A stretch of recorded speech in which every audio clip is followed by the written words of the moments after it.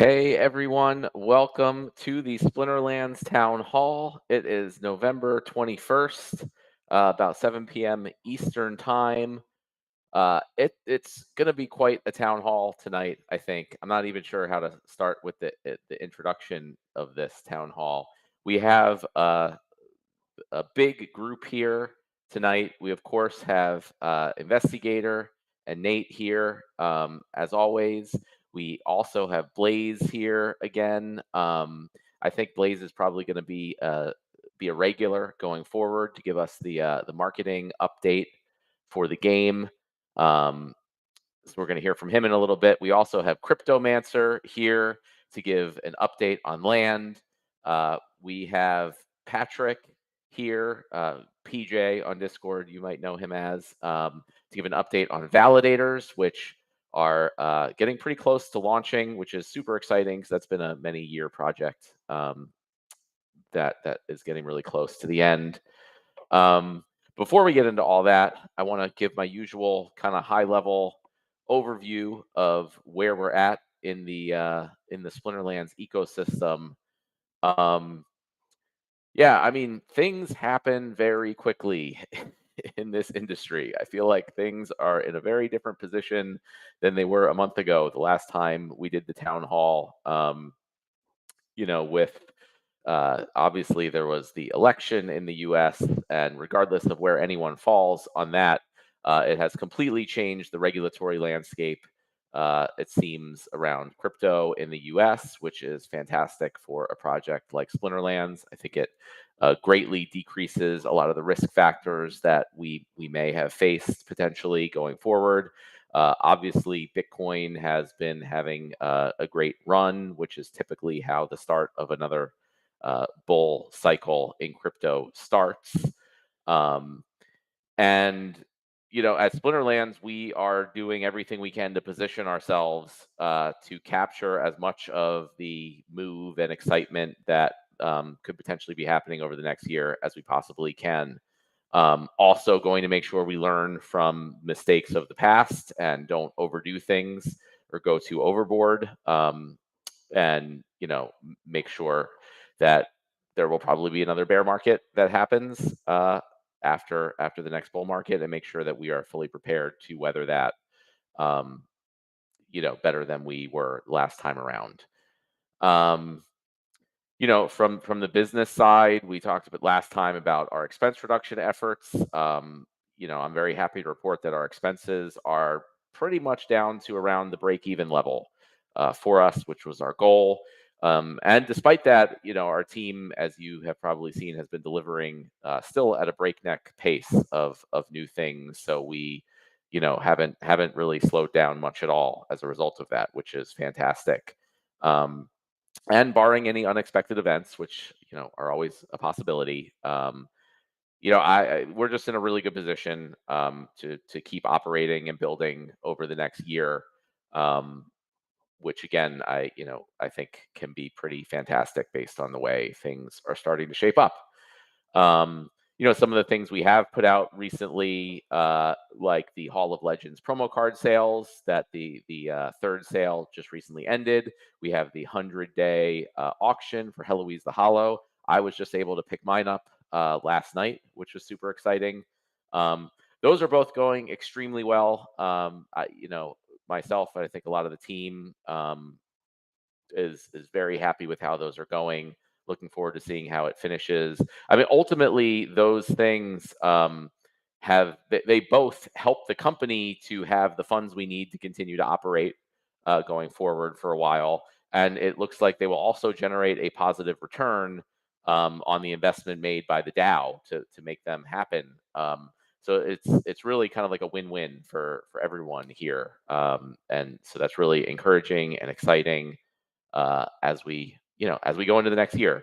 So this is by far the most, I don't know what the word is, not just excited but optimistic I have been in a long time, I guess, about the future of things.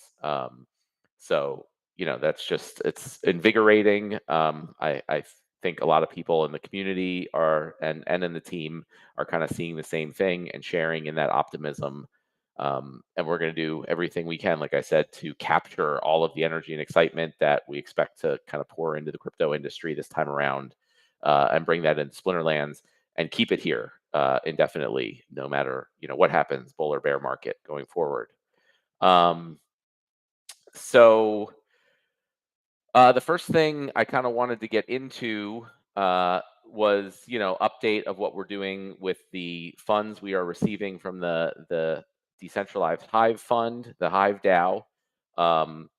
And first and foremost, what we've done is that allowed us to bring in Blaze, who you guys met last time. Many of you met him before because he's been a community member for a long time. So I wanted to first bring him on to kind of give an update on the progress he's made with our marketing and promotional efforts so far.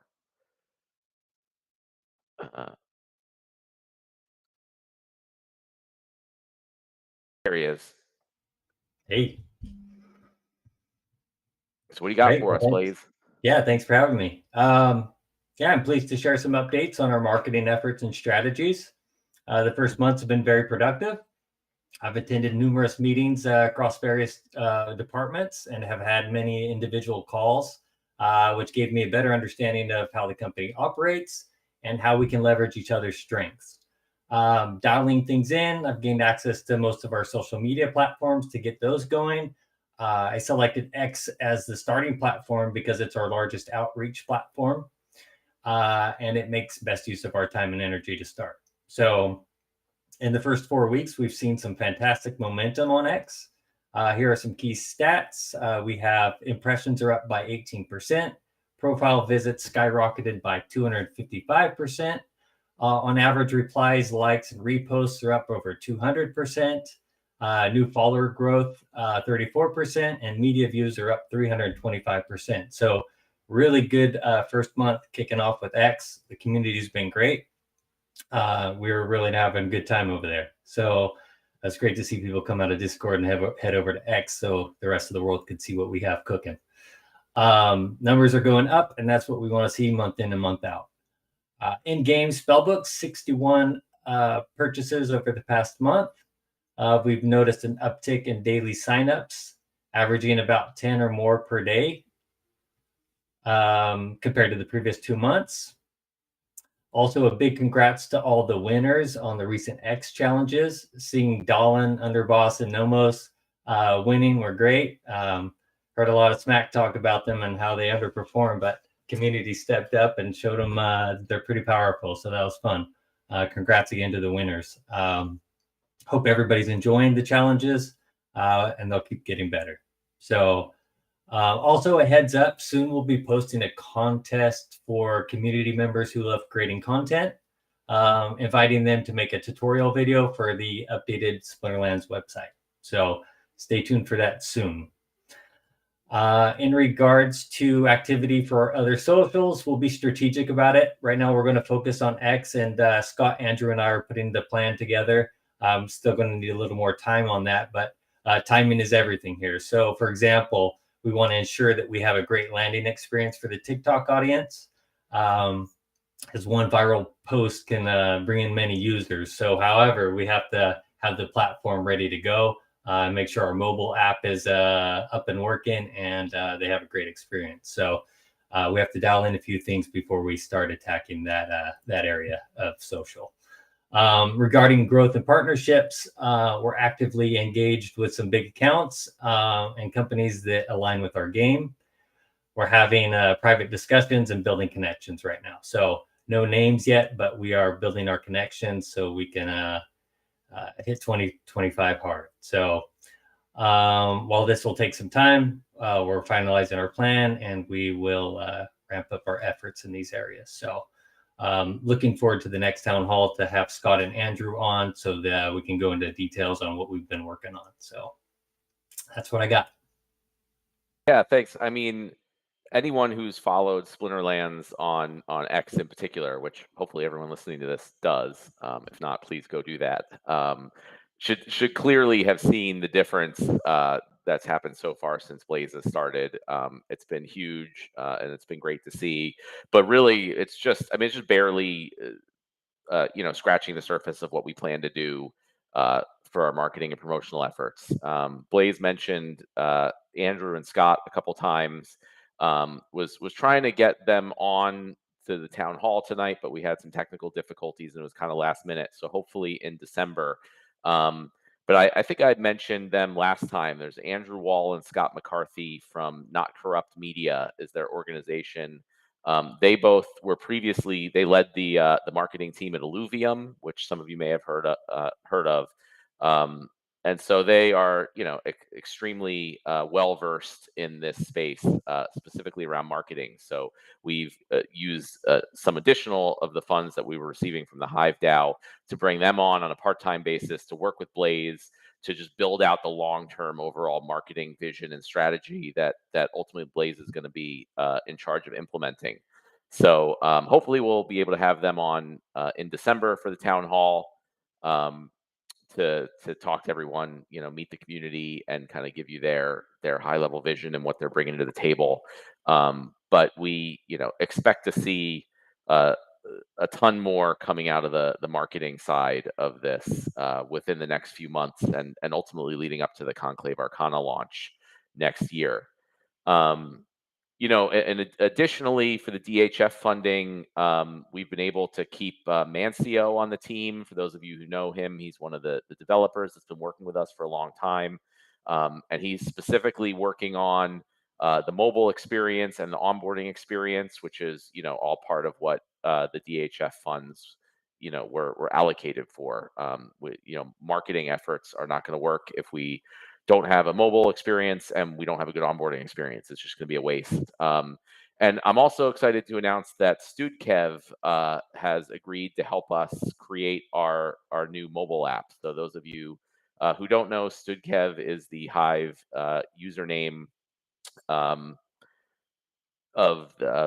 a great developer who developed the Hive keychain application, both the browser extension and the mobile app. So, we're using some of the DHF funds to have him build the Splinterlands mobile app. Clearly, he's got, probably more experience than pretty much anyone building a mobile app that works with the Hive blockchain.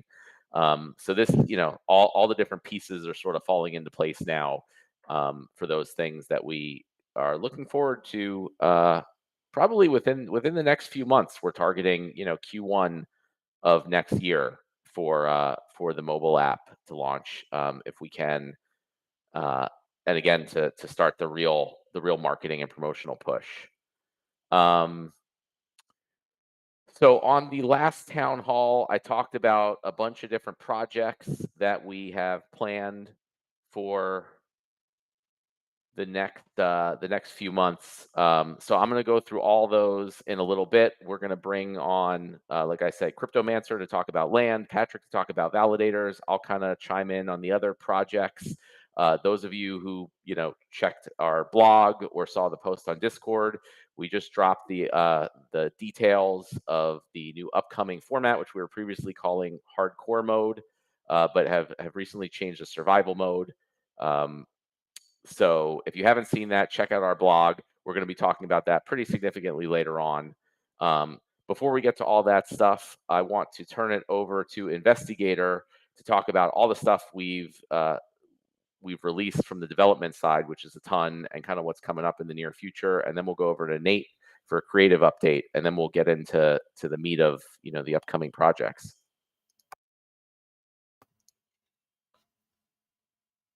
Okay, good evening. So it's been a busy couple months, as anyone playing the game may have noticed. So going back a couple updates, we have rolled out all of our big free-to-play changes to improve the experience for letting players earn glint, letting players join guilds without needing to buy a spellbook or make a Hive account. And in our update that just happened, we finally rolled out the new tech-modernized version of the battle replay, which is a pretty big change. Uses a lot more modern technology and is something that we can hopefully build up to be a lot more visually impressive as we go into the future and have plans for things like new glamours and other sort of effects that we could add to the cards. We've also done a few other things like the most recent Hall of Legend cards that just came out. So I'm probably going to pronounce these wrong, Nefket and Meriput Mossmender with the new ability Echo, where the triage and healing will activate twice per round instead of just once per round. So a few big items have been hit. We are actively working to try to clean up issues with the new client rollout. As people probably saw, we did a big hotfix today to the client to address a number of issues. And we're continuing to work to address things that have been reported and try to make it a better experience. There's been a lot of mobile improvements too. We've been doing more extensive testing on mobile and trying to make adjustments so that it is going to be a smoother transition to being inside a web client or into a mobile client.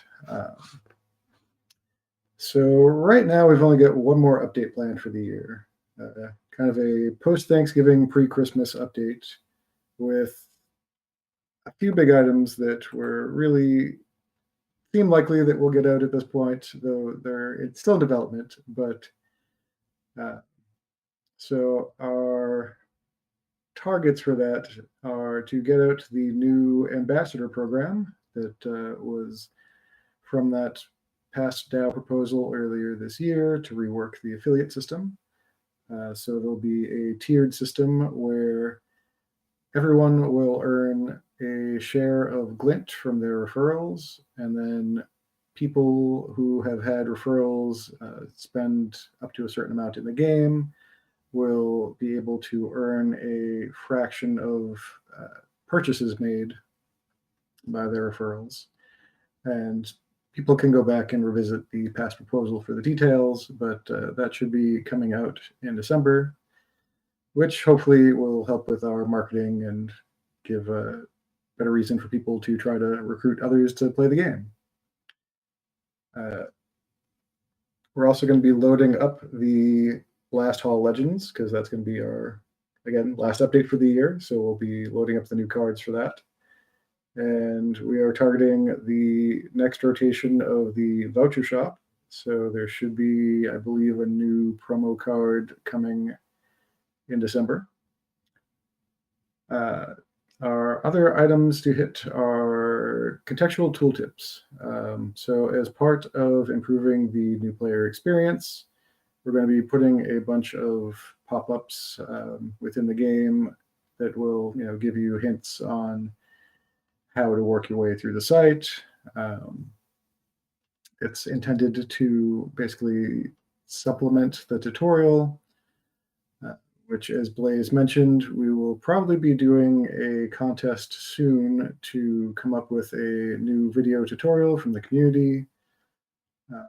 Because right now, really, the last thing that's on the old client is the tutorial, and it's very old and outdated.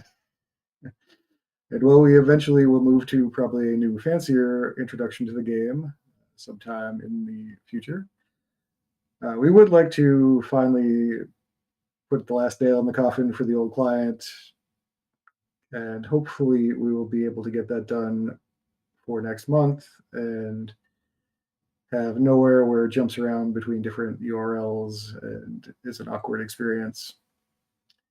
So those are our big goals for this upcoming update, which will be in about 3 weeks, I believe. And then going into the next couple of months, we're hoping to do a lot of the stuff that Matt will talk about in more detail later. Some work has started on survival mode. That's kind of a big priority. We were originally hoping to get that out in December, but that's always been kind of a stretch goal. And with all the additional work we need to do to go through and fix up the new battle replay. Early next year is a much more realistic time frame for it. And as Matt also mentioned, we should also hopefully have a new mobile app out early sometime next year. And look at my list of things. Other top priorities for early next year will probably be to start working on glamours and get those into the game. We really like to get those out probably before Conclave Arcana hits. And we'll see what else we can get done. But right now, that's kind of the big focus for the next update. We will also be going through and doing fixes for anything that people find with new client. That's kind of the news from updates. Would like to thank everyone that gave feedback in the UX channel and let us know about issues. And I think we're going to move over to Nate next. Yeah, no, thanks, Investigator. Yeah, there's just, I mean, any of you guys who've seen the release lists, I mean, it's just like such a huge list of stuff, pretty much every week for the most part that these guys have been putting out. And we have even longer lists of stuff queued up for the coming months. So one more release with a couple kind of big important things in December. Team will hopefully take a little break, get some rest and relaxation with the families for the holidays. And then we got a whole big slew of things to come out, Q1 next year into the next big set release, marketing push, and all that. Hopefully, which should be timed pretty decently with the real start of the full crypto bull market, based on previous cycles. Obviously, who knows what's going to happen with that? But either way, we're still going to be doing all this stuff, and it should be awesome for Splinterlands people. Either way, no matter what crypto does. That being said, let's turn it over to Nate the Great and get our creative update. All right. Geez, it's hard to follow up Harry because he just rattles off a slew, just bombards us with all the stuff. But it's exciting. I mean, cutbacks always suck. But something you said, Matt, when we were in the midst of the cutbacks was, hey, we got to get back to our scrappier days, or scrappy. And I feel like with the amount of updates we keep pushing out, regardless of team size, regardless of resources or whatever, I think we're reaching higher and higher levels of scrappy. And I think that could be seen, particular with the latest recent redesign to battles. A lot of people have said in the past, wins battles 2.0, and we keep saying, well, it's not going to happen all at once. We're gonna improve it, but it's going to be little by little. You're going to see little by little. You're going to see little changes, and I was really excited to see how engineering was able to, because I was fully expecting just to look the same as it did before, even though they had the UI. We're trying to be scrappy. So I think it was Antiosh who was working on it. Says, yeah, I'm going to try to sneak some of that stuff in. And sure enough, you see some of the changes we have in mind.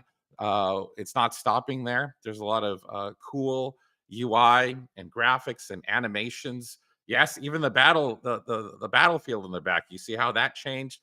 We're not stopping there. Antioch has the access to the animated version of that. So you'll see a zoomed out version, and boom, you come in and there's a cloud of dust, and then the little stuff on the background starts glowing, and the trees are swaying. All that stuff, it's sitting on the shelf. You guys will see it someday. It's going to look cooler and cooler, but in the meantime, you guys notice that we are trying to make that push towards mobile responsiveness. We are trying to take a mobile first mentality. And even though we had that latest, oh wow, we made all these changes, and some of you guys have noticed, well, what about the positioning could be a little better, the sizing, what about this, what about that? Don't worry, we haven't stopped. The refinement continues, as you notice with the hot fix that just happened. Like we're gonna keep refining, we're gonna keep improving upon it, and hopefully once like what Matt mentioned earlier with the big marketing push and Conclave Arcana and the marketing guys and the marketing team is growing and finally implementing all the things they have bouncing around their heads.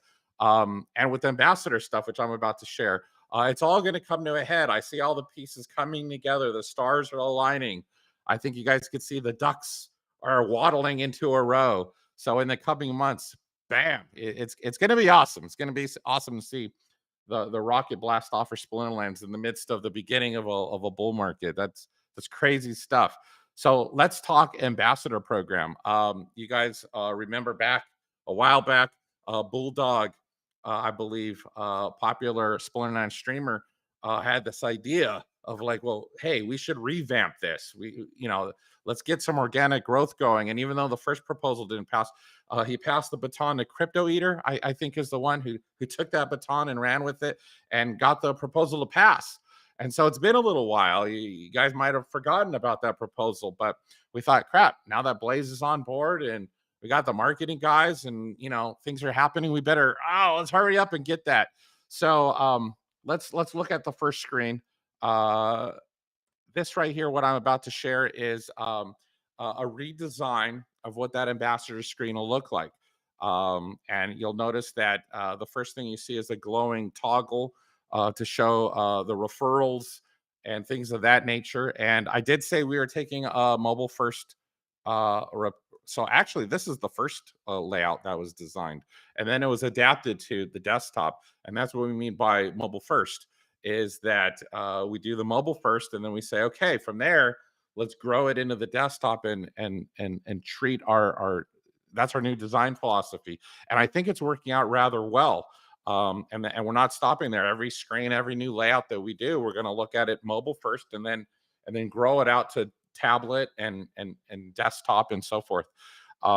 If you click on that toggle in the middle from referrals over to payments, then you'll end up with something that looks like this, and you'll notice that I could take a look at how the list view changes. You'll notice that the numbers goes from like spell books and stuff to what are my earnings, whether that be in credits or DEC or even Glint. If you remember, the proposal makes it so that now you can kind of at the end of the season you can get some of those cool earnings. And then here it is on mobile, so you can kind of see that I'll be able to track my earnings, track my referrals on my phone. Speaking of end of season, let me find what the screen looks like. Here we go. This is kind of like at the end of the season. You say, hey, besides knowing what my highest league tier was, besides knowing what my Glint earnings was that I normally get, I'm also going to get a glimpse as to, oh wow, what's this extra ambassador bonus? What's that? So at the season end, we'll be able to celebrate the extra Glint earnings that you get due to you going on an X or sharing your ambassador link to the world, to friends, to family, to whoever. And hey, you deserve that. You're a partner in this great experiment, this great project that we call Splinterlands. So we want you guys to benefit from that and to celebrate at the end of each season that you are participating in that. What else we got here? We have let's see, I got that. The only other thing I could think of is, this is on mobile. Here's a mobile screen. This is where, if from the list view, you want to know more about your referral, specifically, you can add a granular degree. You can say, this is how much I'm making, on all, across all my referrals. But what if I just want to see one referral and how they're doing? And as I've reviewed this internally with the team, I make sure that, of course, Blaze should be included on these conversations. And Blaze has a lot of cool ideas. So even though we'd be launching with some of this stuff, and you'll notice there's buttons for benefits and buttons for leaderboard and the UI for that, the engineering has that. But Blaze has some great ideas on like, well, what if I want to come into contact with my referral? Then, once this gets launched, we're going to keep adding to it. We want to keep like making different ways where the ambassadors such as yourselves are able to stay in contact with your referrals. And maybe someday, and this was Blaze's idea again, Maybe in the settings you can add the means by which you can add your Facebook and your X account information, all that stuff. And I think Matt was like, "Hey, yeah, maybe we should reward them for participating in that." And these are just ideas. These might not happen, but TBD. But these are ideas we're having internally. We're throwing stuff against the wall, see what sticks, try to figure out, and we want you guys to participate in that as well. The community, if you guys have ideas on how we can expand upon this once it's launched, we want to hear your ideas, because I mean, basically it's you guys who are the ambassadors. So of course it makes sense we listen to your guys' feedback. So that's what I got for that. I'm pretty excited about it, and I can't wait to see it live. I hope you guys are too. Any other little tidbits I'll hold off on until Matt has a chance to kind of go over his stuff. But yeah, I'll hand it back to you guys. Yeah, thanks, Nate. I also agree the updated referral program is going to be extremely helpful. And again, shout out to Bulldog for taking the initiative and getting that going. We, you know, I feel like I like the most the things that come from the community that get integrated in the game, because that's, you know, really kind of what this is about, like community run, community owned game project. So, you know, shout out to him. Anyone who's not following him in his streams should do so. And yeah, the goal is to get that live in December for our last update of the year, and then, you know, unleash our most valuable asset, the community, all of you, to go bring in as many people as you can into this ecosystem. So I mentioned earlier, it's six. There are 6 projects that we are aiming to get out in Q1 of next year. Or earlier, before Conclave Arcana. Will they all happen? I don't know. That's the goal. We're going to do our best. If they don't all make it, they'll get, you know, snuck in Q2 as soon as we can. I'm gonna, you know, talk about them real high level. I'm gonna let Patrick and Cryptomancer talk about their specific projects when I get to those. And then we'll probably jump into the Q&A session after that. So, I mean, the first of the 6 projects we talked already about is about the mobile app, and it's not just having StudKev come and make a new app.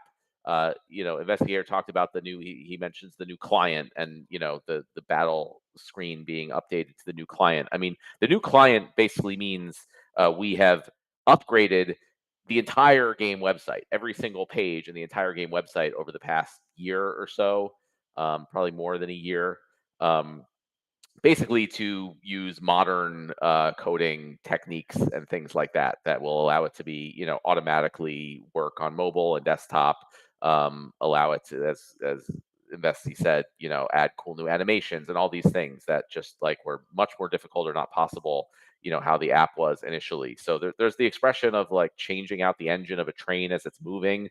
We pretty much swapped out the entire train, basically, you know, while the game was live and with very minimal issues. And that battle screen was the last major piece of it. And so that basically opened the door to now being able to have a mobile app that actually works well. So, you know, it's not just like, oh, now all of a sudden StudKev is going to help us, you know, build that mobile app. There's been a year plus worth of work to upgrade the entire game website to be ready to work with that mobile app. And we're pretty much there finally. So that's number one big project. You know, the other project we also talked about is just the whole overhaul of the onboarding experience and the free to play experience, which is, you know, partially includes the affiliate, the ambassador program that Nate was just talking about. So that's already happening. Obviously, recently there were the changes to open up a lot more of the game without a spell book. You know, that's just, again, just the start of what we want to do. We basically want to allow this to be a completely, fully functional Web 2 like game experience for anyone who wants to come in and doesn't necessarily want to spend money right away. They should be able to, you know, do pretty much everything. They should be able to even buy, you know, if they do want to spend money, you know, maybe they don't care about the crypto aspect of it, and they just want a Web2 game experience. They should be able to buy packs. They should be able to buy cards on the market. They should be able to do everything, and then they should be able to earn like not a pittance where they just can't get ahead. The free to play game experiences are like people can earn a pretty good amount if they just come in and play. Even without spending. So we want to make everyone have like a really good experience coming in, and then over time, hopefully they will be encouraged to buy the spell book, get the Hive account, and really get the full experience with SPS and all that. So there's still a lot to do with that, and we want to have that ready to go also in Q1 of next year. There is survival mode, which I mentioned. We just put up the post about 15 minutes before this town hall started. Going to talk about that a little more later, but that's one of the big things I think is going to be super exciting that we want to get out in the next few months. There is the glamour and cosmetics update. I talked about that a ton in the past. Still one of our 6 big projects that we want to do in Q1 of next year. And then, of course, there are validators, and rounding out the 6 projects is the next upgrade for land. So Patrick is on with us to talk about validators. Ron, if you can switch the screen to get Patrick up on the screen there. But before you start, Patrick, I just want to. I never know what to say like about validators, or like how to express the importance of them, right? Like for things, like the new set or whatever, like that's all, it's super exciting, and there's new cards and new abilities and new graphics and like all this stuff. And validators, it's like behind the scenes. I mean, ideally, if they're working properly, people won't even know that it's happening. So it doesn't like seem that exciting. But really deep down, like this is what this project is all about, right? This is what when literally I started Splinterlands with Agrode 6.5 years ago. The goal from the outset was to have it work, the way validators are going to work, where it wasn't just us running, this kind of closed source code base like any traditional game. The vision was to have an open source code base that anyone can run and can happen completely independent of the team. Obviously, things have gone in all sorts of crazy different directions over the last 6.5 years.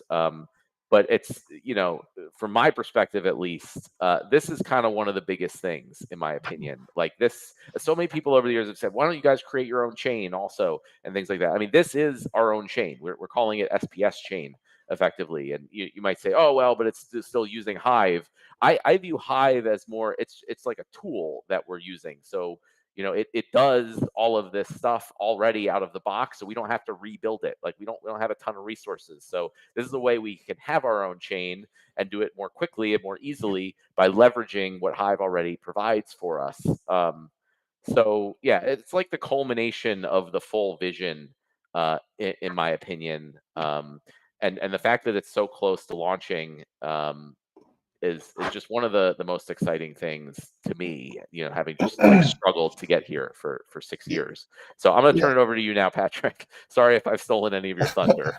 No worries. I'm not going to lie, it just gives me more butterflies in my stomach, knowing how important and critical launching the Validators project is. But I started back in 2022, and I've seen many different ideas and iterations around how we would get this out, and how we had to obviously make changes with the way that Splinterlands, the game functioned. And then, for the core focus that we've had on this for the last year, this is really reaching a point where we feel not only very comfortable, but also very excited about what we got coming out. So I did a DAO Hall here with Clay a couple weeks ago, and if anybody here was on that DAO Hall, I'm happy to report that we've got basically our DAO selected members that will be starting doing QA testing with right now.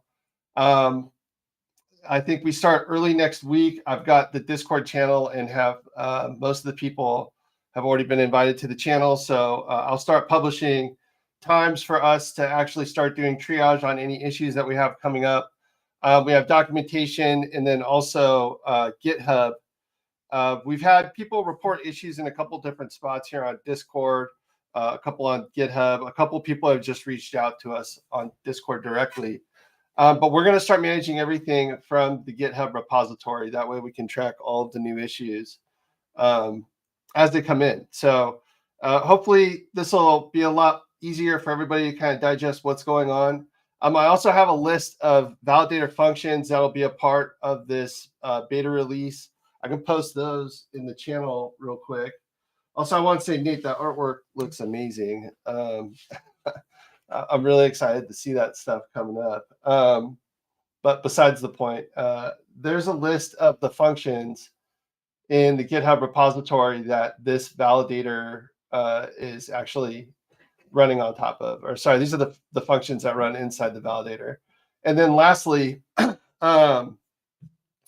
we've been asked about specs on validator nodes. So currently the validator nodes without the DB, not acting as an API server, we recommend that you run 2 CPUs on 4 gigs of RAM.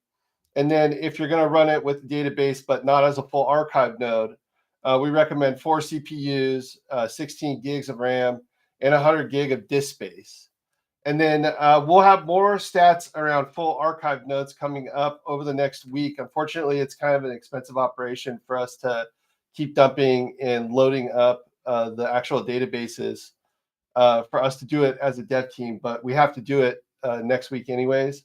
So we'll have more numbers around the size of a machine that you actually need for a full archive database for you guys next week as well. So it looks like everything is on track. I think, Matt, we're still scheduled for January for our release target. Doesn't look like, it's really just kind of dependent on how we're looking on deployment schedules, but I think we're on track to get this thing out finally and, get the first version of validators up and live, operating here in January, fully open.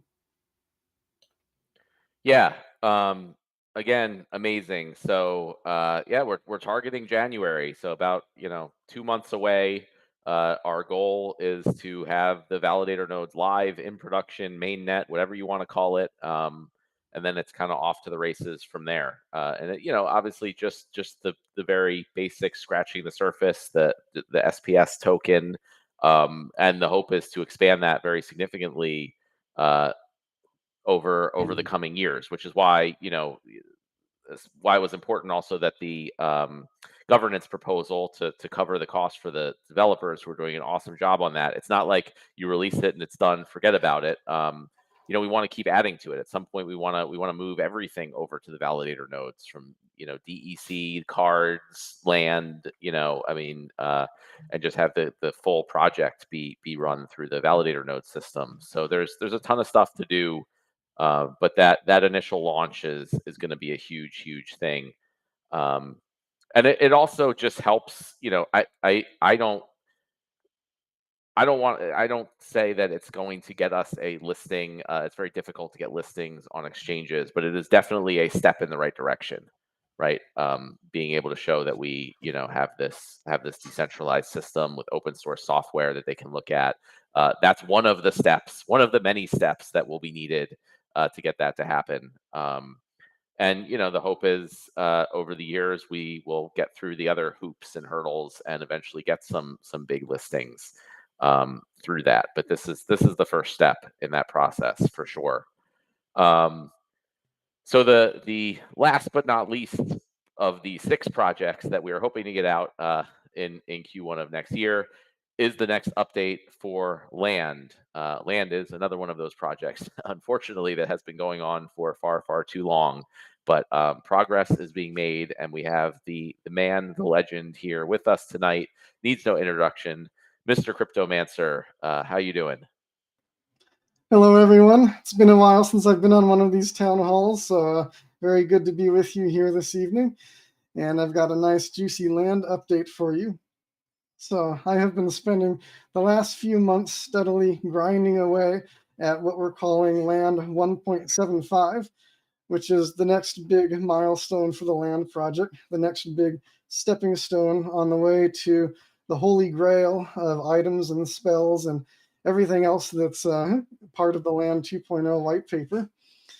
So for those of you who are not yet aware, Land 1.75 is all about 3 new resources that are being added, which are wood, stone, and iron. And you'll produce those resources in much the same way that you produce the current resources, grain, SPS, and research, namely by building the right work site for that resource. So if you want to produce wood, you'll need to build a logging camp. If you want to produce stone, you'll need to build a quarry.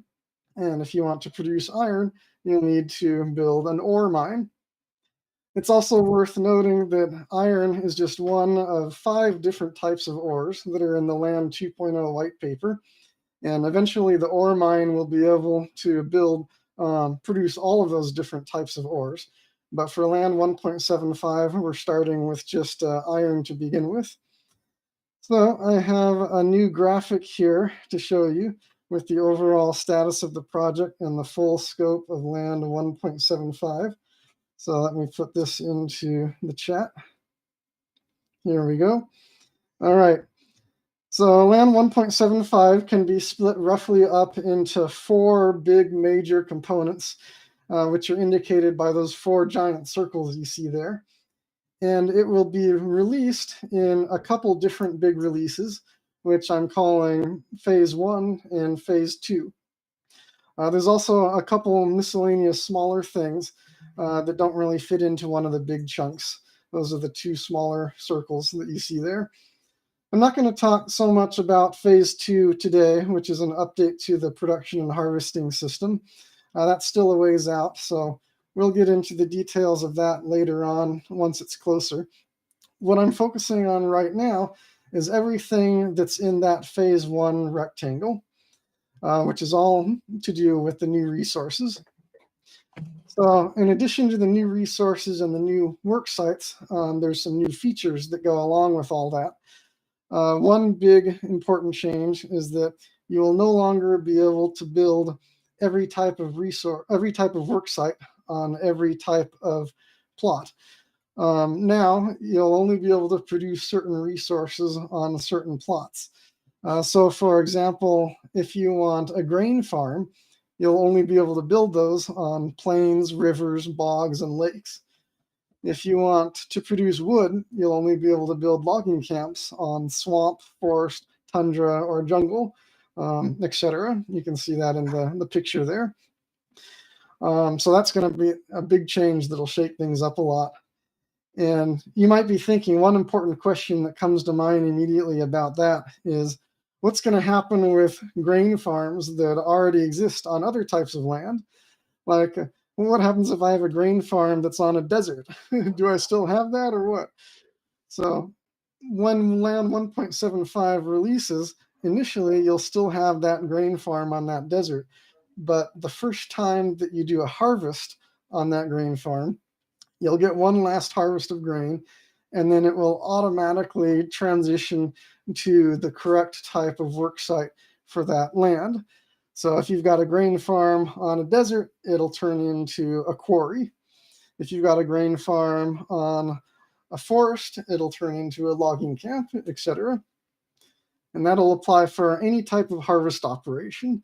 So like if you do an individual plot harvest, or you do a harvest all on your whole region, or if you have an auto harvest from changing some staked cards around, changing your land workers, that'll all trigger the grain farm transition.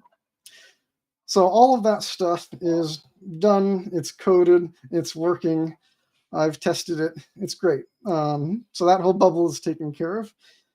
The second major component of Land 1.75 Phase 1, which you see in the upper right side there, is the trade hub. So to go along with these new resources, we're also going to have new pools in the trade hub so you can trade those resources. So there'll be a wood pool, a stone pool, an iron pool. And all of those will be paired with DEC, just like the current grain pool. So those are also already finished and working. But the trade hub component itself can be split into 3 subtasks. So just creating the LPs is one of those tasks.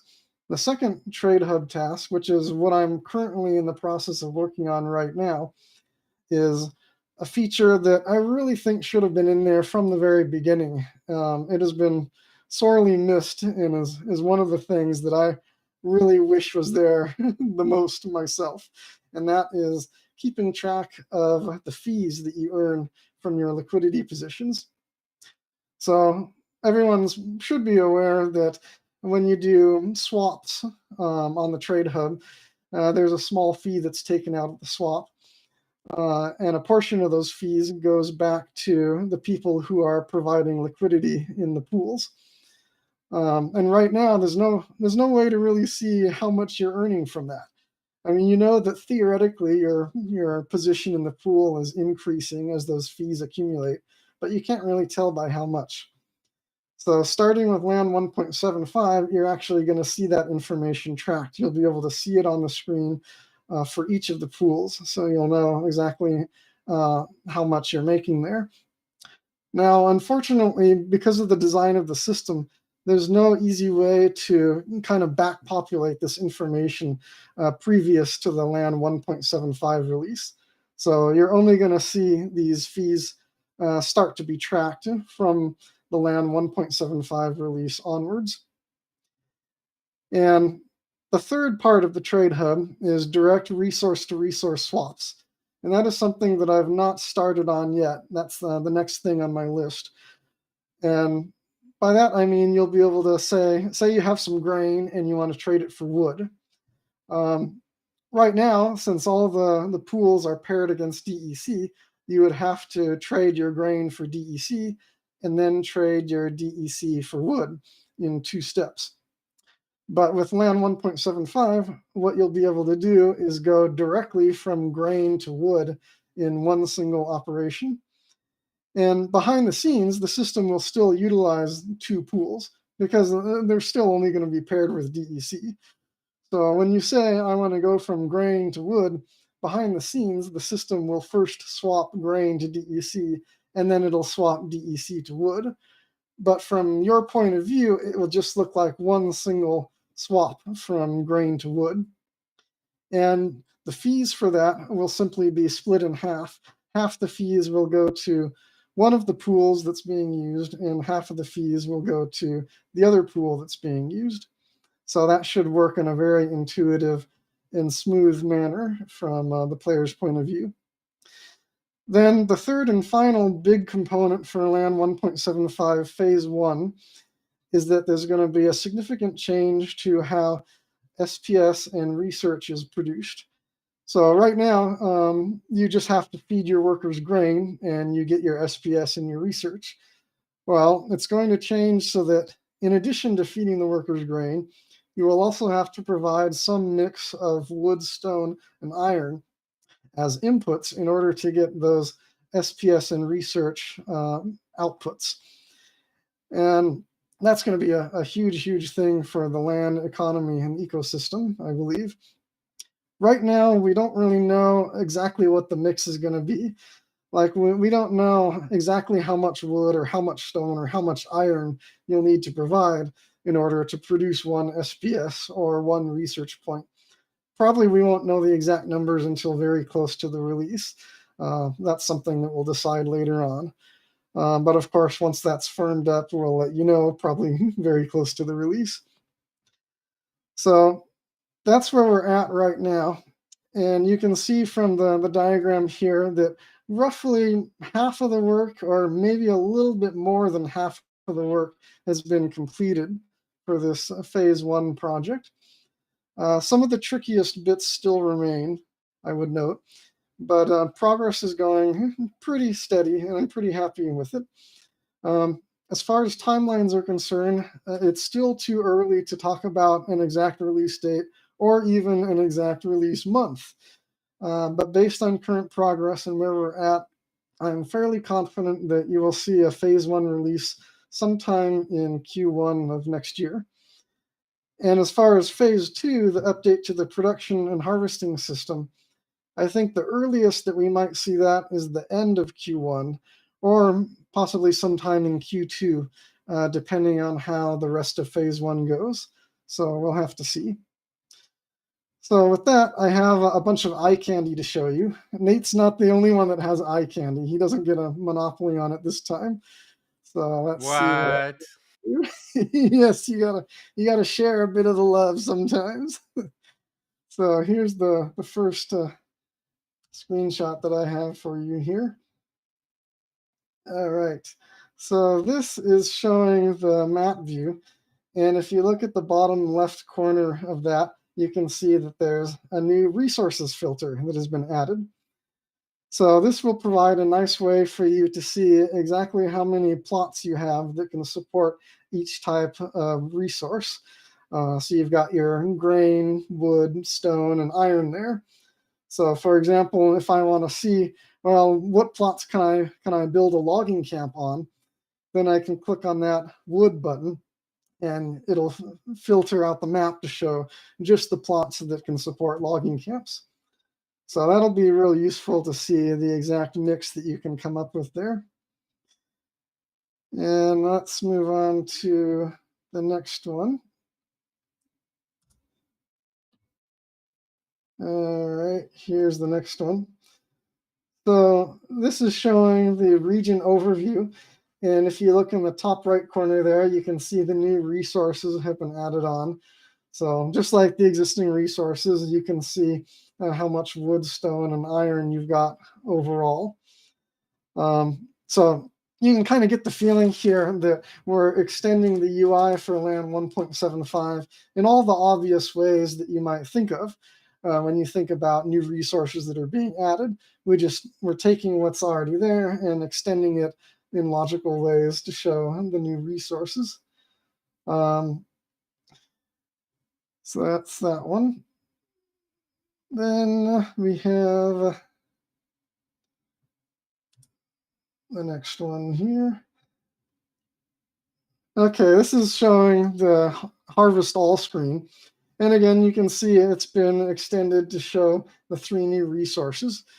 Now, I can already imagine what some people are thinking. You're probably thinking, oh my God, I already had to click on these one by one. Now there's 6 buttons that I need to click on to harvest everything. I feel your pain. I sympathize with that completely. I think we can still get away with this one more time for LAN 1.75, but ultimately for LAN 2.0, it's going to become really, really tedious as we add more and more resources to the mix. So part of LAN 1.75 phase 2, if you look back at my little circle diagram, you'll notice there was one circle on there that said true harvest all. And by that, I mean, I want there to be one single button that you click on that really will harvest everything for an entire resource all at once. So you won't have to click on all these buttons for each individual resource. Now, I have some ideas on how to do that. I have not started coding it yet. That's going to be a phase 2 project. And I know that some people appreciate the flexibility of having the individual buttons. So like some people might say, well, okay, I don't have enough grain for everything. I just have enough grain for my wood. So I'm going to do that first. And then maybe later on, I'll do my iron. So some people might like the flexibility of being able to do it one resource at a time. And to those people, I'll say, you'll still be able to do that. I'm not going to take away all these buttons. I just want there to be the option to harvest everything all at once. So there will be one single button if you have enough grain to cover everything and you just want to do it all at once, then you'll be able to do so. But if you want to keep doing it one resource at a time, the way it is now, you will also have that option. That's not going away. So let's move on. Yes, harvest everything everywhere all at once. That is the goal here. So moving on, let's take a look at what the new work sites will actually look like. So I'm going to show one of my favorites here. Here is the next screen. All right, so this is showing an ore mine that I've built on a caldera. So you can see it's busily producing iron there for me. This is probably my favorite graphic for the new work sites. I really like the way this one works and kind of the way it blends into the landscape there. So if you look at the little box in the top right, you can see the iron production rate. And you can also see, you see the 4 little status icons for the plot, like where it says Caldera, and then to the right of that, it has those little icons. The 4th icon there is a new one. That's the iron icon, and it shows that this particular plot is capable of producing iron. So even if you don't have a work site built, if you go and you look at the various plots, you'll see a new little icon there, which will indicate the type of resource that you can get out of that land. So that's just another visual way besides the new map filter, where you can kind of see what resources you're capable of producing. Now here's another one. So you've got the map view, and then you've also got a different way of looking at your plots with the deed view. And one cool new thing about the deed view is that you'll be able to see your work sites on the deed view. Like currently, if you have a plot with a work site, you don't see that on this view. It just shows the landscaping. But I thought this was kind of a fun little UI thing to add in. So now you can actually see the work sites on there. You can see here I've got some logging camps at the bottom, and the top ones show grain farms. And you might be saying, hey, that's kind of different looking. What is that? That's a grain farm? Yes, so we're updating the appearance of the grain farms with new imagery. I think it's kind of like a sleek, more streamlined version than the kind of little grain hut that we have now. So that's pretty cool looking. Now let's look at the interior of one of these work sites. What's it going to look like inside? So this is, all right, here we go. This is the inside of a logging camp. So you can see we've got a bunch of logs stacked up against the walls there, and we've got some various saws and equipment used to cut down those trees. So this is an industrious, busy little log camp we've got going on here. And just like there's new art for the interior of the work sites, there's also new sound effects that go along with this. So you'll hear like the sounds of the work going on, and the hammering, and the wood being cut, and all sorts of things. So the sound effects add a real nice ambiance to the inside of these work sites. And I've got one last screenshot to show you here. So let's bring up the last one. All right, here is the trade hub. So you can see here the trade hub. We've got some other pools showing on there. We've got wood and stone. I've got it set to the My Markets tab, so it's only showing the pools that I have contributed liquidity to. So in this particular test, I didn't have anything in the iron pool, which is why it's not showing up there. I only have stuff in the grain, wood, and stone pools. And you'll notice there's a new little toggle switch there at the top called Show My Fees Earned. So the way I approach this is that there's already a lot of information shown on that pool screen, and it simply looked too cluttered with all of the new fee info added on top of that. So I added this toggle switch so you can control which information you want to look at. So toggle that on, and then the 3 columns that normally show you volume information about the pools and the overall fees for the pools will switch to showing you your fees that you've earned for your specific liquidity positions. So you can see there in the screenshot, you've got my fees earned today, my fees earned this month, and my fees earned total, which is your total lifetime fees since LAN 1.75 launched. So that's what that will look like. So that's everything that I have to show you today. So to summarize, it's going good. Be on the lookout for all of this. Everything that I was showing you will be part of that phase 1 launch sometime in Q1 next year. So I think we've got a lot of exciting stuff coming up.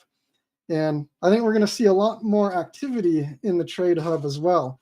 Because with the restrictions on where you can build these new work sites, and the fact that there's going to be a use case for stone, wood, and iron right away, you're going to need those to produce your SPS and research. all of that means that there's going to be demand for the new resources right away, and thus hopefully a lot more activity going on in the trade hub and a lot more fees being earned for the liquidity providers. So I expect that unless you have like 2 regions or some absurd amount of land, you're not going to have like all of the plots that you need to produce all of the resources that you want. You might have an overabundance of one resource versus another. You might have, say, a whole lot of wood and not a lot of other things. So you would then take your surplus wood and you'd trade it in the trade hub for all the other stuff that you need to feed into your SPS and your research plots. So I think we're going to see the land economy really starting to come into its own here with this update. And it's going to be really exciting to see how that evolves as more and more pieces of this new economy start to come online. So good stuff coming. It's going to be great. Yeah, thank you. That was an awesome update. This is the first time I'm seeing most of this stuff also. So I was trying to follow along with all of you. Super exciting. And like Cryptomancer was saying, yeah, this is going to really start to unlock the real land economy. And this is the whole idea behind the land economy, was to sort of mimic a real world economy in a way where, usually people, companies, whatever, they don't produce every single thing that they need. And there's a lot of trade and commerce. So we're going to start seeing that with land. And then, on top of that, I think the next thing that we're going to do, when Cryptomancer finishes this stuff up, is start to add more in-game use cases for land, and particularly research. We talked about, having research be used to be able to unlock, glamours and cosmetics when those are available. We mentioned in the post about survival mode that was put up just before this call that, we've thought about ideas of using land or research to be able to get those revival potions and different things. So the idea is that we have this more fully functioning economy with multiple resources, a lot of trading activity, and then that leads to real world use cases in the game long before we get to the ultimate use case, which is the items and spells. And one thing to keep in mind is that if there's a lot more trading activity, that means there's a lot more fees earned by liquidity providers, which means people will be incentivized to provide a lot more liquidity. And every single resource that players want to use to add liquidity is going to need to be paired with dark energy crystals, which is again how this all ties into the whole game economy and game ecosystem. So we hope to see a lot more demand for dark energy crystals come in from that as well. So yeah, so those I'll just recap the 6 projects that we are shooting. Yeah, we really gave ourselves a lot of a lot of stuff to do here. Mobile app, free to play onboarding overhaul, survival mode, glamour, validators, and land. If we manage to do all that, or even a significant portion of all that, it's going to be a big start to the year next year. So before we get into the question piece, which I'm guessing there's probably going to be a good amount of questions, I'll be able to stick around a little extra if we need to go long on this one. I do want to take some time to talk about survival mode. It's what I was originally calling hardcore mode. Nate and the creative team suggested survival mode, which is actually, I think, a much better and more accurate description of the mode. So I'm going to talk about a little bit of, what's in the post about it, and why we're super excited about this, and kind of how we landed on where we landed, and then we'll take questions about any of this stuff. So initially, the initial idea for it came from Patrick, who you heard from earlier, and it kind of started out as this like huge grand vision, which is a really cool whole idea that he put together. But I was thinking, well, we can't really start another thing that's going to be a year plus long project at this point. We already have a couple of those going that we're trying to wrap up.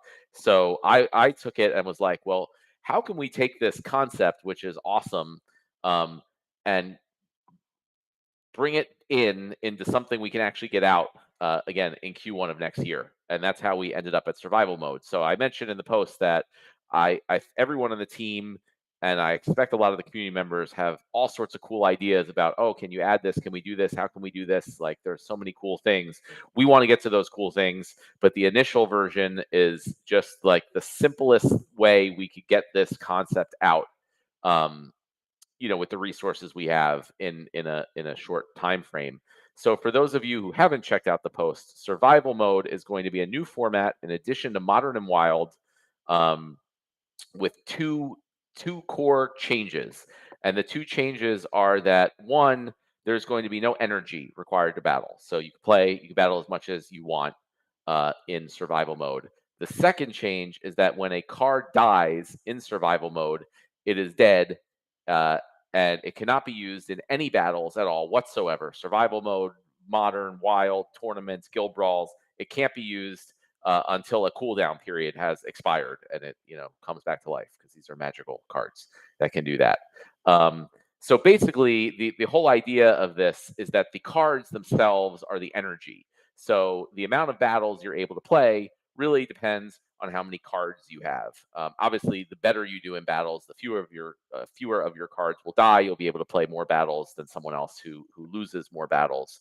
But the idea is that the cards provide the energy, and so for the first time, it will incentivize people to get more than one copy of cards that are good in order to play battles. Because previously, if you're playing in modern or tournaments, brawls, whatever, you just need one copy. You try to level it up as high as you can of each card, and then there's no reason at all to get another copy of that card, which isn't great for a lot of reasons. And the whole idea behind this was because as the game evolved, there's been a pretty active and important segment of players that's kind of been underserved. We've we've focused a lot on stopping the bot farming issue, which was really important. And obviously we have Modern League, which doesn't allow bots at all. In Wild League, we have the Wild Pass to just prevent players who would get a small number of cards across thousands of accounts in order to farm rewards and take rewards away from our live human players.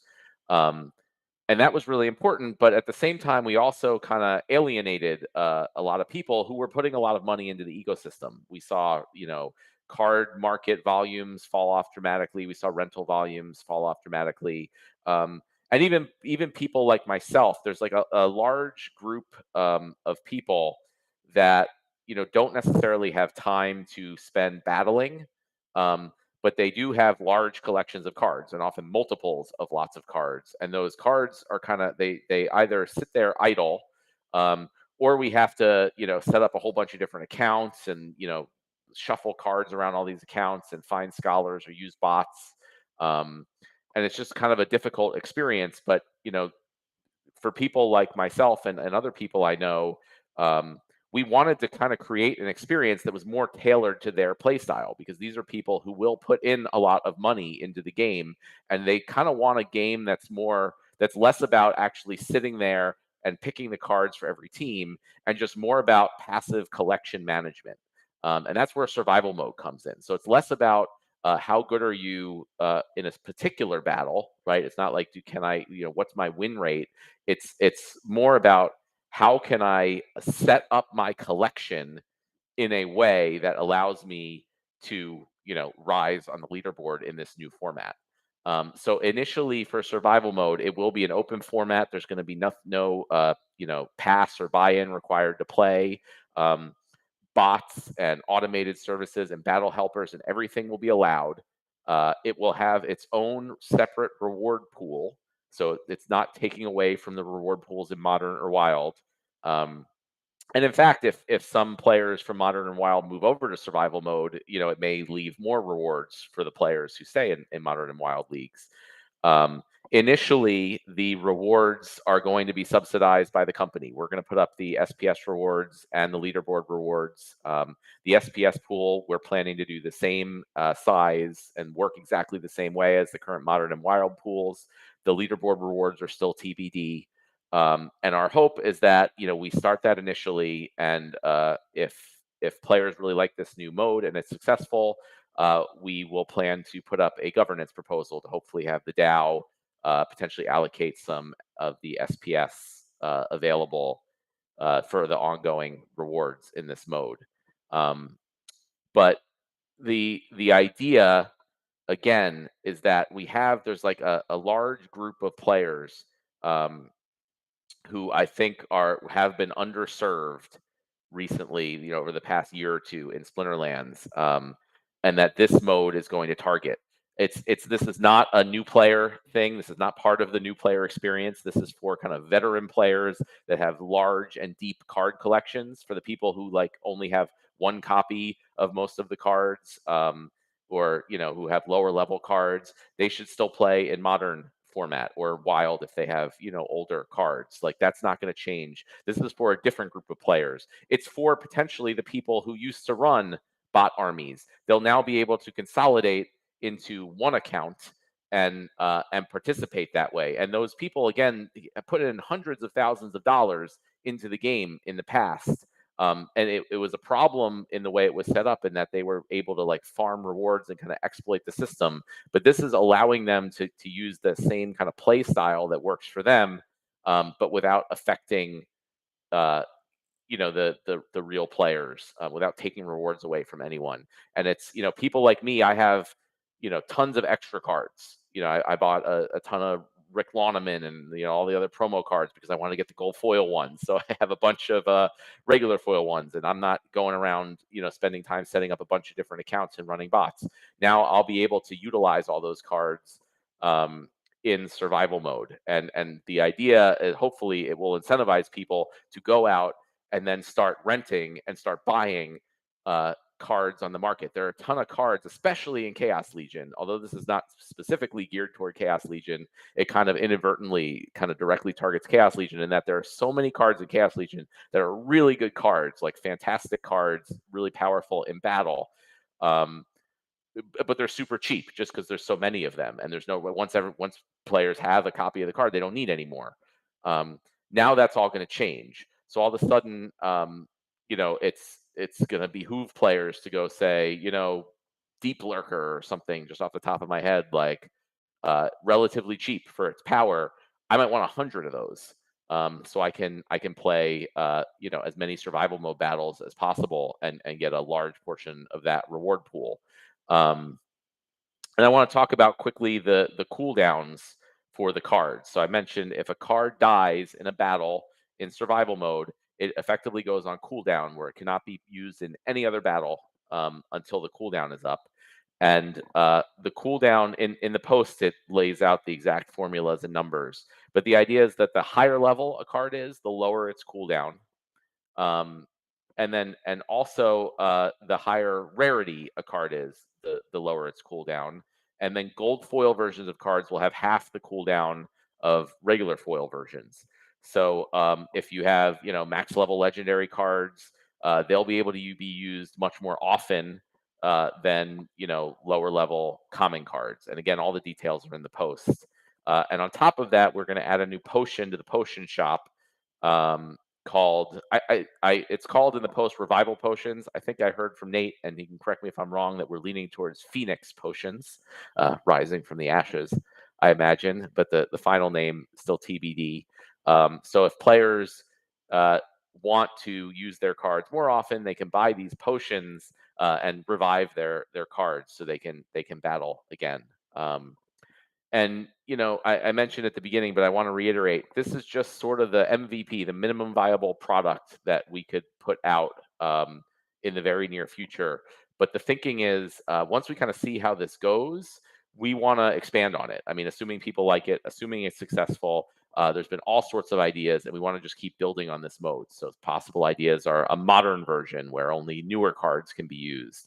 There's potentially a version that doesn't allow bots if people want to play in this, just manually in a format version. There could potentially even be sort of like tournaments, like survival mode tournaments, where like for a month there's a special survival mode format that maybe can only use rebellion cards and has a special prize pool. For example, there's all sorts of ideas. I don't know for sure if or when we'll be able to do these things. But these are some of the ideas that people have thrown out that we'll look to do. And I also, again, want to just caveat that all of this is still subject to change. I think the overall structure is pretty much nailed down for what we want to build. A lot of the details may change before that's released, and then after the release, we're gonna watch this. I mean, there's been so many discussions internally that, where people are like, well, this is what's going to happen. Everyone's just going to use these like lower level cards, or everyone's going to do this. And the cool thing is that we really don't know what people are going to do or what the best strategy is going to be. And there's all sorts of people who have come in and said like, oh, they think the best strategy is going to be X, and someone else says they think the best strategy is going to be Y. And I think it's going to be really cool to see all the different strategies that come up with it. It's players might have a small number of higher level cards and a whole ton of lower level cards. So that, do you maybe you wait and play the high level cards at the end of the season? Maybe you play them at the beginning of the season. I don't know. And I think it's probably going to be an evolving meta over time as people start to see what other people are doing. Then they try to counter that.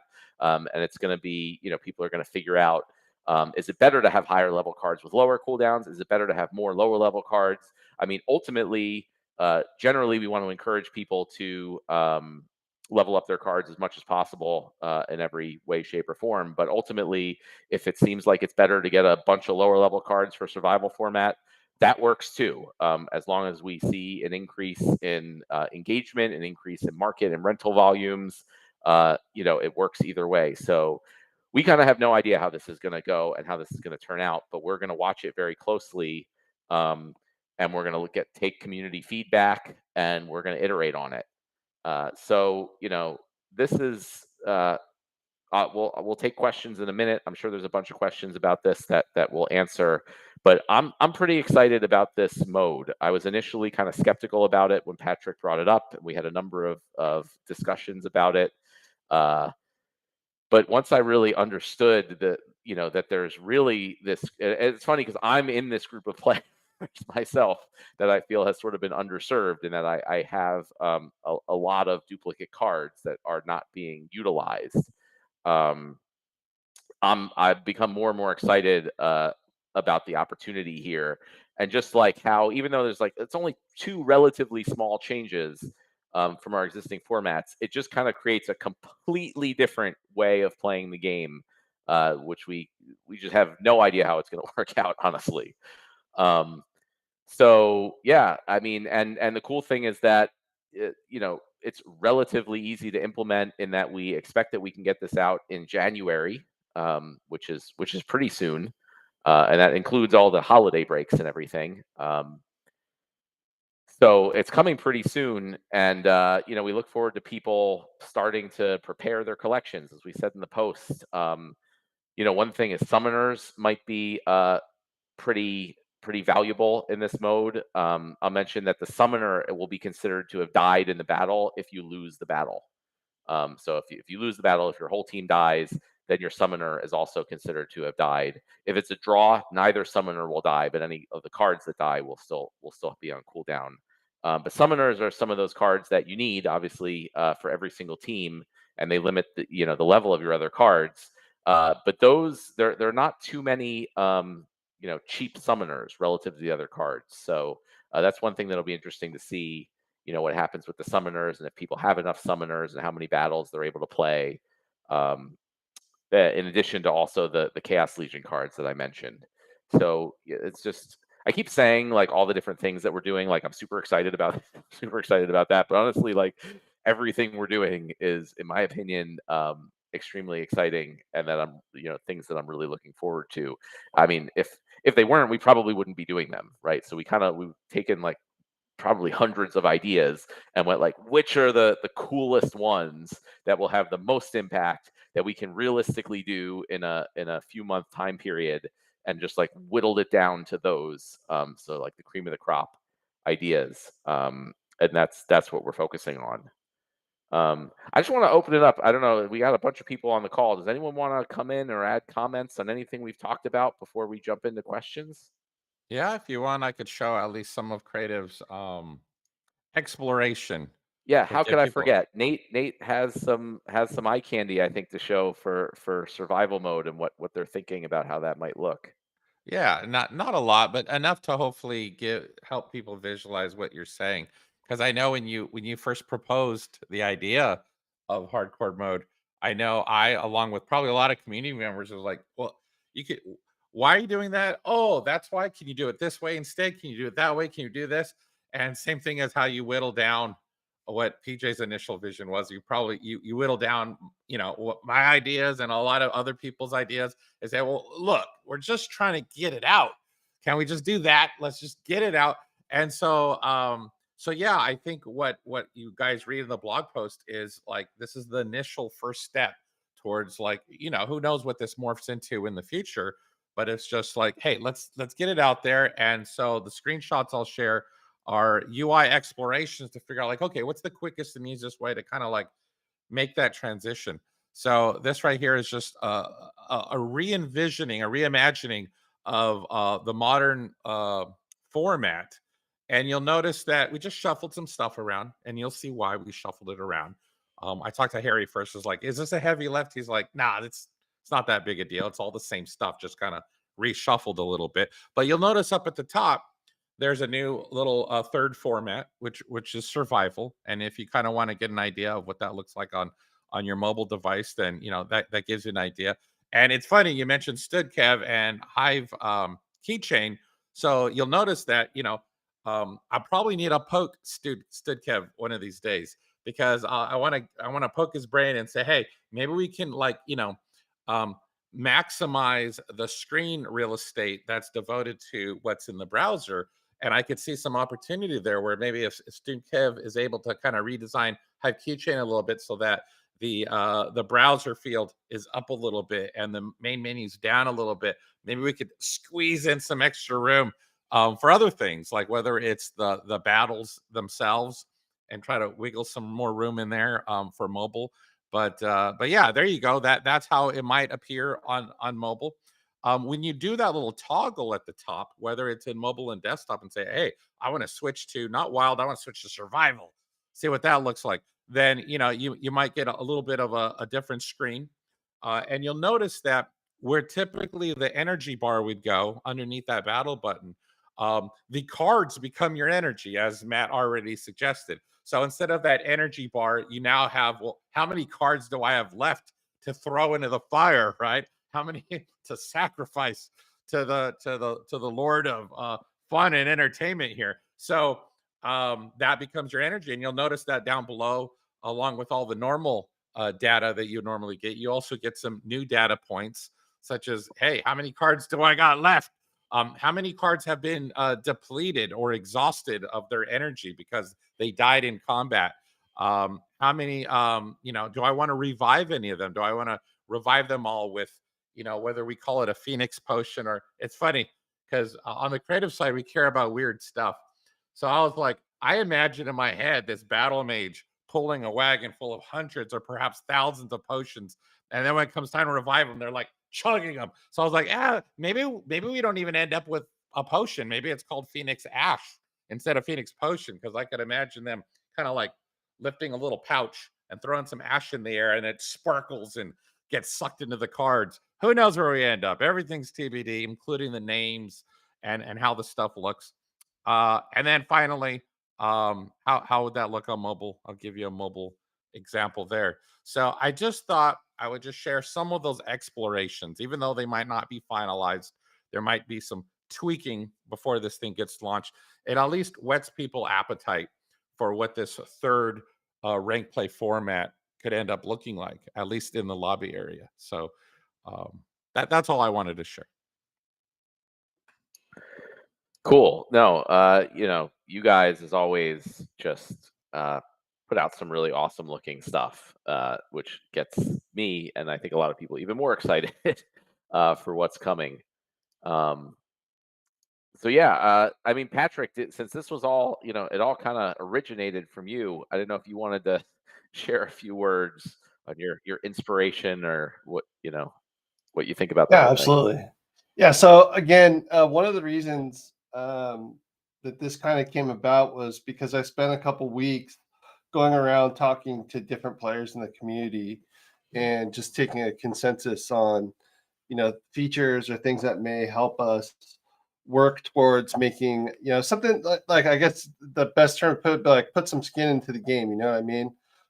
We have 96 million different assets that are out in our ecosystem, which is huge, right? It's massive. So if there was a way or a method for us to lock up a lot of those assets and to scale out the number of battles that could happen in Splinterlands, this seemed like the most obvious choice. You know what I mean? So I'm glad to see that we're moving forward. Now it just kind of hones in on one other thing too. We're wrapping up a lot of these long-term projects now, and now there's room as we move forward to start focusing on new things, right? So it's very exciting. I'm very excited. I hope everybody else is just as excited as we are. And I think that this is going to do wonders for our asset prices and for our rental markets and for all the people that love playing this game at scale. So I look forward to it. I'm again, I think looking at the raw numbers, this is like one of the best things we could do for ourselves. So I'm very excited, Matt. Yeah, definitely. And thank you for, coming up with this and pushing it, helping me see the value and get it across the finish line. I also wanted to mention that, as we get closer to the release, we definitely are, planning to reach out to the third-party service providers in the Splinterlands universe. Because I think they're going to be really key for this format, because the format is about like having tons and tons of cards and collection management. And I think third-party tools are going to be absolutely necessary for that in most cases. So just like managing, again, like when you use what cards, and what you can play this in addition to modern or wild format, right? So if you might take your the highest level copy of your modern cards and kind of set those aside for use in your modern battles, and then you can also use third-party tools and services to take like all your other cards and run these survival mode battles. So we really want to work with all these other third-party providers that are interested in doing this, and have them kind of hopefully be ready to go from day one, to offer different options and different things for people to use. And the cool thing is that this is not going to be very much different from normal battles, right? The battles themselves are exactly the same. They use the same cards. You submit the battles the same way. You queue up the same way. All that stuff is the same. So it's really just adding new UI options and new options for choosing the cards in the battles. So we really hope there'll be lots of cool new services available to help people. And then typically what we do is we look at what what people need, what people want, what the services are offering, what things are missing, and then we can start to implement certain things in the game, implement new APIs or new whatever it is, new options that just help make that an even better experience. Oh, one more thing, Matt, because I keep seeing it either on the YouTube chatter or the Discord chatter, so I'll just address it, right? Because they keep asking. I see. Tyler did a great job in making those lobby UI, but he'll probably also be the one who's tackling the UI for the team build, and something that got brought up. I don't know if it'll make it into the initial launch, but same as you guys, I see a lot of people making the comment that like, hey, how do I make sure my cards don't end up accidentally used in survival mode?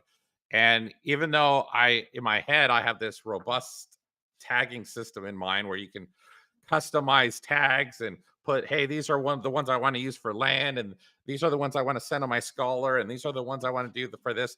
That may need to go further down the road, but something we might be able to do either at launch or shortly after launch, or I don't know, within a reasonable time, is hopefully add a filter in the team building screen that says, hey, if you played this in modern in the last 30 days, just kind of exclude those cards, that kind of thing. We are thinking about those things. We are having those discussions internally. So for those of you guys who are freaking out about that, we're aware of that. We're trying to come up with solutions to make it easier on you guys to kind of make it so that you don't accidentally use cards you didn't intend to use.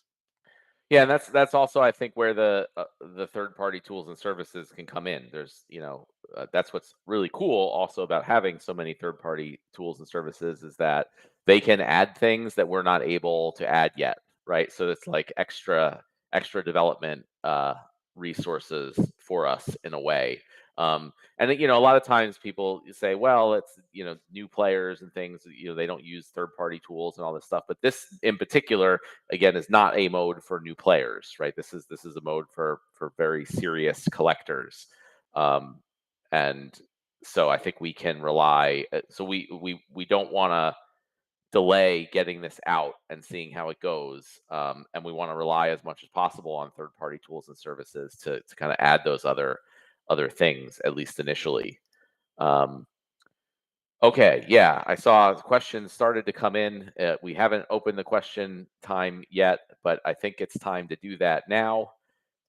We have about 20 minutes left, but as I mentioned, I'll be happy to go a little over if we have extra questions. All right, so I'm going to give it a sec for questions to start coming in. VK, even though your question came in a little bit early, I'll get to it as everyone else adds their questions. So VK has a question. Hope there'll be a way to avoid conflict between the bot, which will most likely use for survival mode, and actual game we plan to play at the same time. So yeah, that's definitely something we're going to have to work out, is how we're going to handle the possibility, or if it's possible that players could play, 2 matches at the same time, or how that's going to work. So there's a few things like that which are part of the unknowns involved in developing these projects, and why some things end up taking longer than you might expect. But yes, we're aware that that's one of the things that needs to be worked out as part of this. Question from Lewis88: will Splinterlands offer an own auto battle system, bot/software from inside the team for all the users to use for free, since you're allowing bots in survival mode, and adapt it to wild?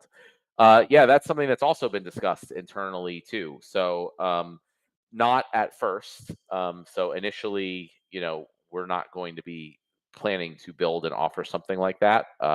So again, this is for more advanced players who would be able to either run their own bots or services if they want, or utilize the other ones that are available. Some of them may have costs, but in the future that may be something that we choose to offer within the game, and then you could choose to use a third-party service if their bot operates better in your opinion. But that's not something that's planned to be offered at the initial launch. Question from Paul TRX: won't survival mode increase the server cost with all these additional battles? Yeah, it probably will, but honestly, like a couple things. I mean, one, we used to handle ridiculously higher amounts of battles than we do now. And two, the system has been optimized and upgraded so much since then that it can handle way more battles than we used to at a much lower server cost. So Patrick or investigator can correct me if I'm wrong, but my guess is that we'll be able to handle a very significant increase in battles with not too much of an increase in server costs, where it won't be more than worth it for the additional value that's being brought into the ecosystem.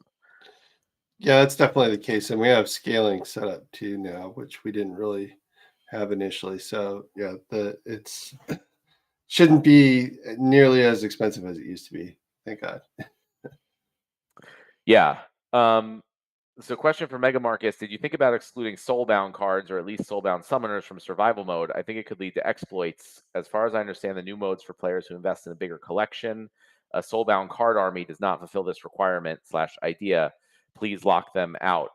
So it's something we thought about. I'm not sure that it will actually be too exploitable. Because typically the soulbound, the real armies were the bot armies that had thousands of counts, each with soulbound cards, right?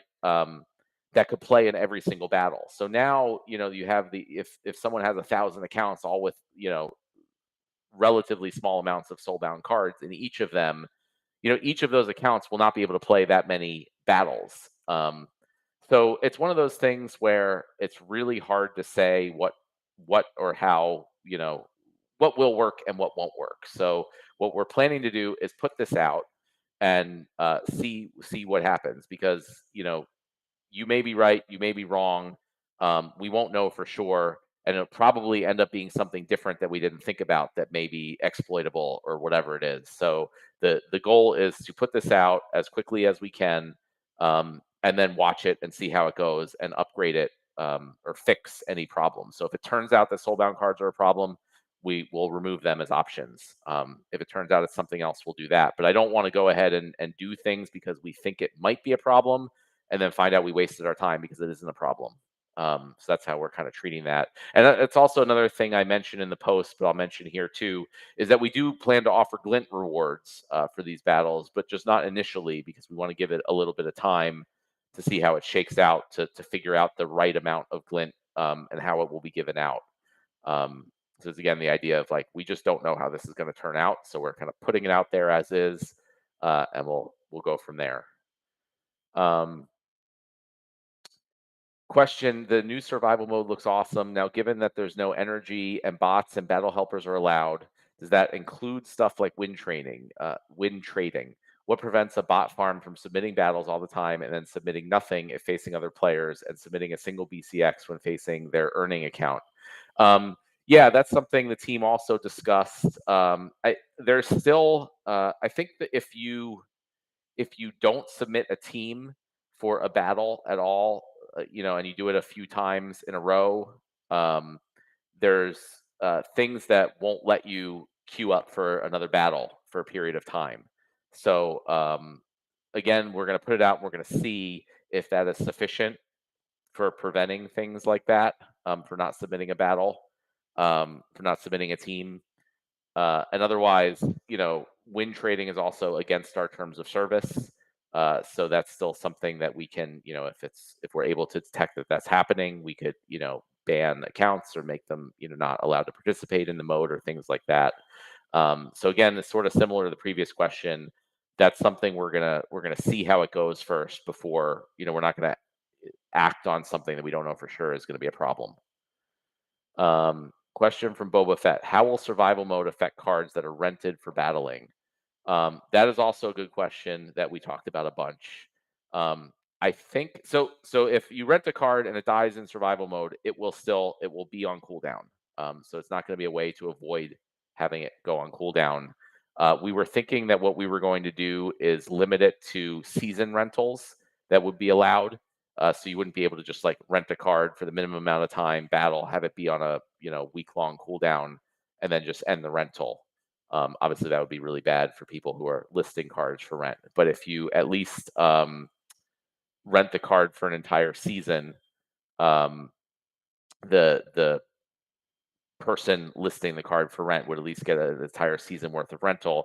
And if it happens to die near the end of the season, that card will not be able to be used in battles until the cooldown is up. In the future, we may, again, if that becomes a problem or an issue, we may work out different mechanisms. We kind of, for land, we talked about like having a checkbox on the rentals that would indicate like this rental is allowed to be used on land. So we could potentially add that in the future for survival mode. Like the person listing the card for rent would have to indicate if they will allow it to be used for survival mode. So that way they could increase the rental price to allow for the possibility that it could be on cooldown. So again, that's one of the number of things that we're kind of gonna look into and figure out as we get closer to launch. Ghostly BG is asking, next voucher promo card. I don't think we have that ready to announce at this town hall. I don't know, Harry or Nate, when do you think that's Well, even though be we're out? not ready, it's definitely being worked on. Like, it's not being ignored or shuffled under the rug or anything. Like, we're actively, the testers are trying it out, and we're getting ready to have the artwork and any new abilities if there are any, and just figure it out. So it is all on the radar. It is being actively worked on. We just don't have anything to show today. Yeah, so unfortunately, we don't have it ready to show in the town hall, but we will announce it as soon as it is ready, probably through a post and in the official announcements on Discord. Another question from Lewis88. Did you consider this new mode as absolutely not user-friendly for new users that have no cards? Yes, we did. I mentioned a couple times, this is not for new users. We are spending a bunch of time working on the experience, the onboarding experience, the free-to-play experience, tool tips, all these things to help new users. And one of the things we do need to make sure is that it's very clear on the site that new users are intended to play a modern format, and that this is an advanced user thing. So we want to make sure it's messaged appropriately. If a new user happens to stumble into it, that we message like, that this is probably not for them, and they probably want to stay in modern. But yes, this is purposely not a new user feature. Question: Will you be able to use your cards that are locked on land in survival mode? No.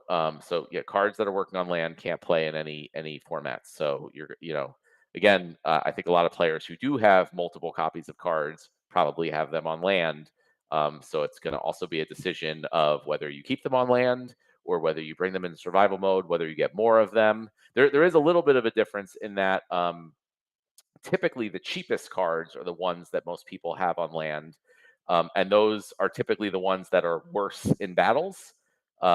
So it again will be interesting to see if different sorts of cards that are relatively cheap but are more powerful in battles are the ones that will probably be used in survival mode. But again, this is all part of what we don't know exactly what will happen. But no, if they're on land, they're in land.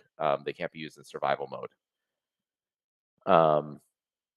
Oh, okay. Ron is posting, I guess, questions from YouTube, which is super helpful in the Discord chat. A question from the silence. I've asked this before, and I don't remember if the P is silent or not. But what happens if you use a rented card in survival mode? If you use a rented card, oh yeah, we just talked about that. So still TBD exactly how it will work. We might have a checkbox option when you're listing a card for rent that says, this is allowed to be used in survival mode. And then like a filter when you're looking for cards to rent to say, I want to rent cards that are allowed to be used in survival mode, so then they can be priced appropriately, maybe limited to season rentals. We'll see. That's still TBD. Question from Bitcoin Sig: Is the game completely on the tech modernization now? Where do we go from here for mobile, etc.? I believe the last little piece is the tutorial, the old tutorial that we still have in the game. Literally everything else is in the tech modernization client now. We plan, getting a full new tutorial is going to be a long project. So in the meantime, I think we're planning to do like a community contest for players to design a video tutorial that we can show. And at that point, we'll completely get rid of the old client. But in the meantime, we're at a point where we can start actively working on the mobile app, and StudKev is doing that. And I think anyone who plays on their mobile device will see that generally the whole site works 100 times better on mobile than it used to a year or so ago. So not 100% just that one little piece of the tutorial, but that should be taken care of pretty soon. Extreme Player 63 is asking, will survival mode, I assume that's SM, earn glint? And also, will all cards be allowed to be used? So the plan is that, yes, it will earn glint, just not at first. So we are going to give it 2 or 3 seasons or so to see how it goes, how many battles are played, what's going on, before we figure out how to give out glint. Because glint works differently than, say, the SPS reward pool. The SPS pool is a fixed size and everyone's competing for it. So there's no way that like too much SPS can be given out or something like that. So we want to be very careful since we don't know how the new format will go, because glint doesn't work that way. There's not a fixed size pool. So we want to get a few seasons under our belt to figure out the glint rewards. So initially, you'll just be competing for the SPS and the leaderboard prizes. But we definitely plan to add glint in there as soon as we can.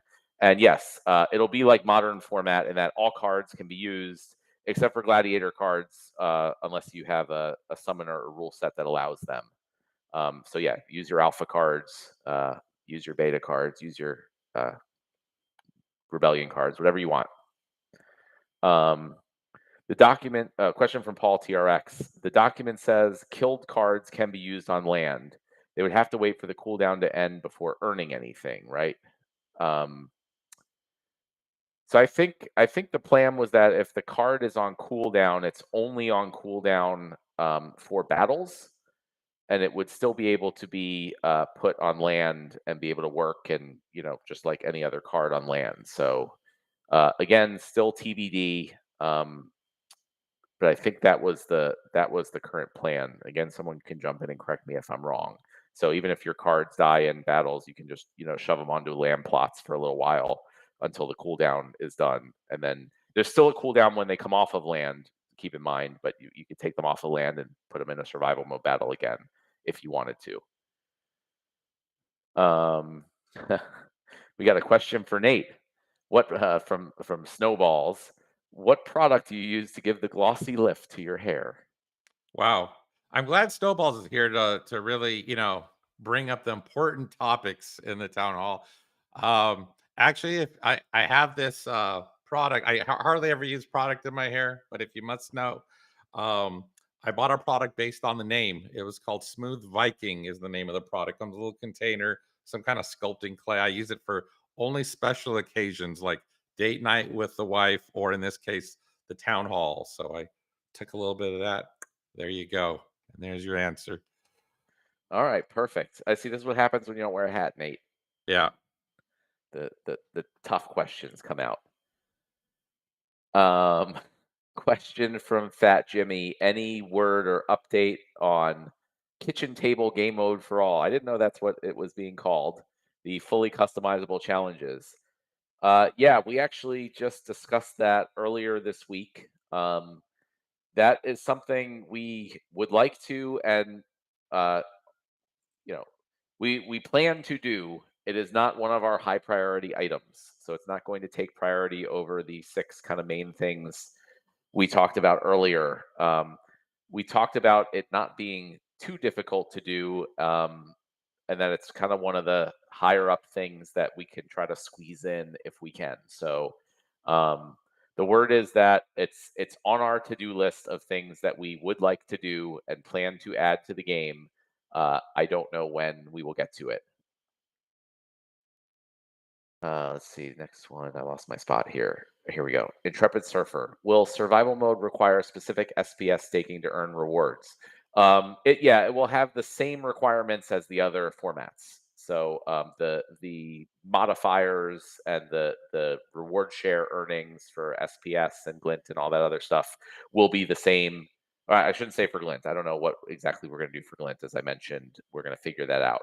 But for the SPS rewards, the modifiers and everything will be the same as the other formats. So the gold foil cards will give you a higher reward shares, which will get you more SPS.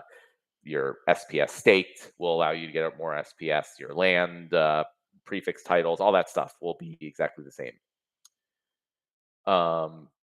Question: are there any plans for Rooney, perhaps in the survival mode? Good question. I talked a month ago about putting up a proposal for Rooney to be evergreen and modern. I did not get to that. I apologize. In fact, I don't know if Clayboyne is listening, or otherwise I'll message him. Maybe he can just go ahead and put that one up. I don't see any reason why that needs to come from me or Splinterlands. But that's one of the things out there for Rooney, is if the community wants to and votes for it. We've talked about having that be a card that's always allowed in modern, even when Chaos Legion goes out of modern.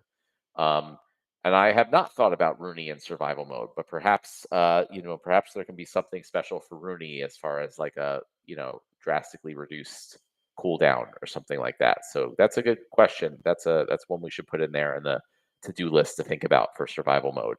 I really like that idea, particularly since Rooney's core ability is revive. Yeah, So right. it just kind of seems like a great themed idea. Yeah, I mean, I don't want to. I was thinking like, oh, maybe it doesn't ever go on cooldown or something, even if Yeah. it dies. I don't want to commit to that. I want to make sure that's not like OP or something. But yeah, no, definitely we did not think of that, or at least I didn't. So thank you for bringing it up, Bitcoin Sig. Question from Quantum Nachos: since the introduction of battle wagons allows staked cards to also allow for ranked battling, could we also allow staked cards on land to be used in at least one other mode usable as well? Might I suggest a new survival mode of requiring a certain amount of grain per season to play ranked modes on all cards, staked or not? Yeah, I mean, like I said, the plan currently is to not allow cards used on land to be used in other modes. And kind of the whole idea of that was like you need to get more cards. It's like you can't just say, "Well, I got a bunch of cards that I use for battling. I'm just going to put those on land too." The idea, one of the main ideas for land, is to encourage people to get additional cards. But I don't know if this is what you're suggesting, or maybe I'm misunderstanding it, but like maybe if there's, you could pay grain or research or something, some land resource in order to allow your cards to be used, um, you know, in certain battles while they're on land. That might work out as a value for land resources. Um, Again, someone can jump in if I'm misunderstanding that, but at least initially, for the initial release, the plan is land is separate. You can't use your land cards. But as in the future, I mentioned, we want to start adding more in-game real use cases for land. So we can look at that.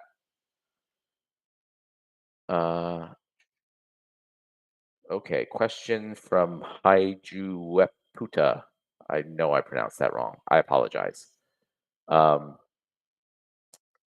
This is the second time in recent memory that there are disadvantages for players who have already combined BCX of cards. The first was how cards were unsoulbound. Someone who had overcombined but didn't need that much BCX was penalized. And now it's possible that having combined your cards already might prevent you from being able to optimize your strategy in the new format. I'm not saying it's particularly wrong, but maybe the language that we're always trying to encourage combining BCX should be avoided. Can we expect this to continue, or is it just accidental that a few things have gone away from suggested management? Well, I mean, I said specifically, we are generally always trying to encourage combining BCX, but in this case, and I don't know for sure. I mean, you seem to be saying like it is definitely going to be better not to combine cards. That may be the case. It may not be the case. I don't know. We're going to see how it goes. And there may be changes. Again, I think I was very clear with the disclaimers that we are going to put this out. We are going to see how it goes, and see what works and see what doesn't, and make changes, especially taking in community feedback. So if it really turns out that it heavily disincentivizes combining cards, and that's a problem that needs to be addressed with this mode, perhaps we can make changes to address it. The one thing that is included is that higher level card. The more BCX you have, the lower the cooldown. I know that's not like 1-to-1, and that a 400 BCX common doesn't have 1/400th of the cooldown of a single BCX common, but that's the way that combining cards was attempted to be encouraged in this format. So generally we try to always, I think that's still a true statement. We always try to encourage combining cards. But that doesn't mean we're going to not do things that could otherwise be, I think, extremely beneficial and engaging for the community if it doesn't fit in with that particular thing that we're trying to do. So yeah, well, let's see how it goes before assuming what's going to work and what doesn't. And we'll go from there and we'll see what the actual problems are and fix those. Question from Extreme Player 63. For me, has your enthusiasm for the Secret of Praetoria changed any? I know the world was promised for Rooney from Aggie, and that fell short to say the least. Just wanted to check your temperature on how you feel about the Secret. Thank you for your feedback. I don't know if you mean generally the entire land expansion or the actual Secret itself. So I guess I'll just answer both. For the entire land expansion, I feel like that's second in line for my excitement after Validators. Like Validators was this thing that was, not specifically Validators, but just the concept was from like day one of building and launching Splinterlands, something we wanted to do. The land expansion, concept came along much later, but it's still been years at this point. So my enthusiasm for the full version of that has not lessened at all. In fact, it's grown considerably as we've specced out more and more of the details of the expansion, and seeing some of it go live and seeing the art and the assets and all this stuff. I'm more and more excited about that as time goes on. For the actual secret itself, I'm not going to say too much other than I think it's really cool. I think players are going to like it, and I can't wait. I'm kind of bummed that it's not only taking so long for land to be out, but even after that, it's going to be a while before the secret is actually discovered. And it's hard for me to know I have to wait that long. So hopefully that answers either of your questions, whichever you were focused on. And I hear that you, in your opinion, Rooney fell short. I still think Rooney is extremely cool. I know people have very high expectations, and it was released, right in the middle of a big kind of bull market for things where expectations were kind of through the roof. But if you kind of step back and look at, the price for minting Rooney, I think they're, still reasonably similar priced on average, like on the low end. And they have significant value in the game. So I think they're actually been a very good purchase for everyone who's purchased them. I recently bought a bunch of Roonies off the market myself. Both because I expect that the community might vote to keep them in modern, which should help them. They're very useful on land, and I have a bunch of land plots that could use Rooney, and then potentially also survival mode could use Rooney. So they certainly may have fell short according to some people's expectations, but I think they've actually been pretty good purchase, especially for the people who got them on the initial sale. Another question from Snowballs. Can we get some data on the accounts banned from Modern? I don't know if we have anything available that we can share, Patrick or Investigator, other than I know that the team is just, constantly is on top of that. The short answer is no. It's kind of a very vague question, but yes, there are a large number of accounts that have been banned from Modern. We don't really provide public data on that, but it is something that we do actively monitor and try to prevent people from botting in Modern.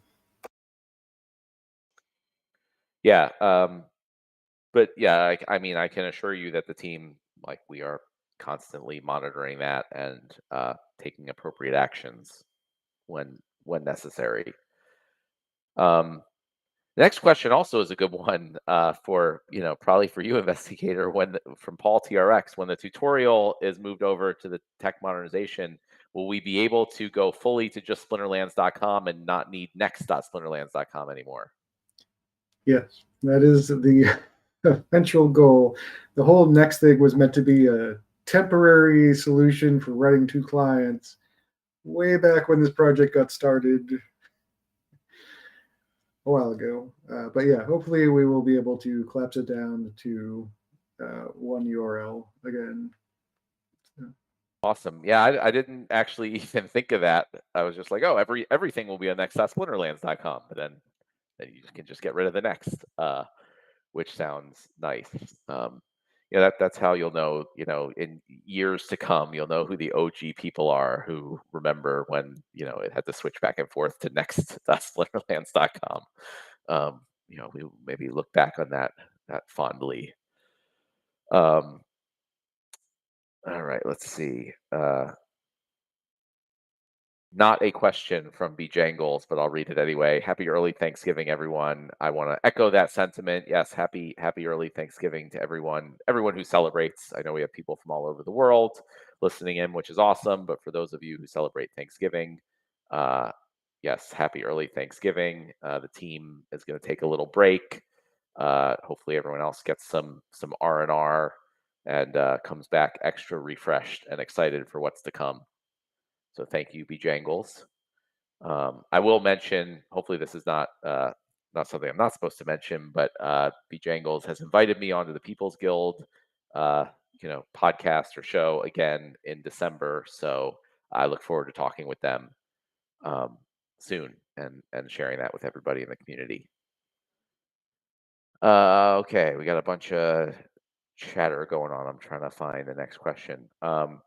Actually, we're a little over already. Let's give it here. This is the last call, everyone. If you have any extra questions, get them in now.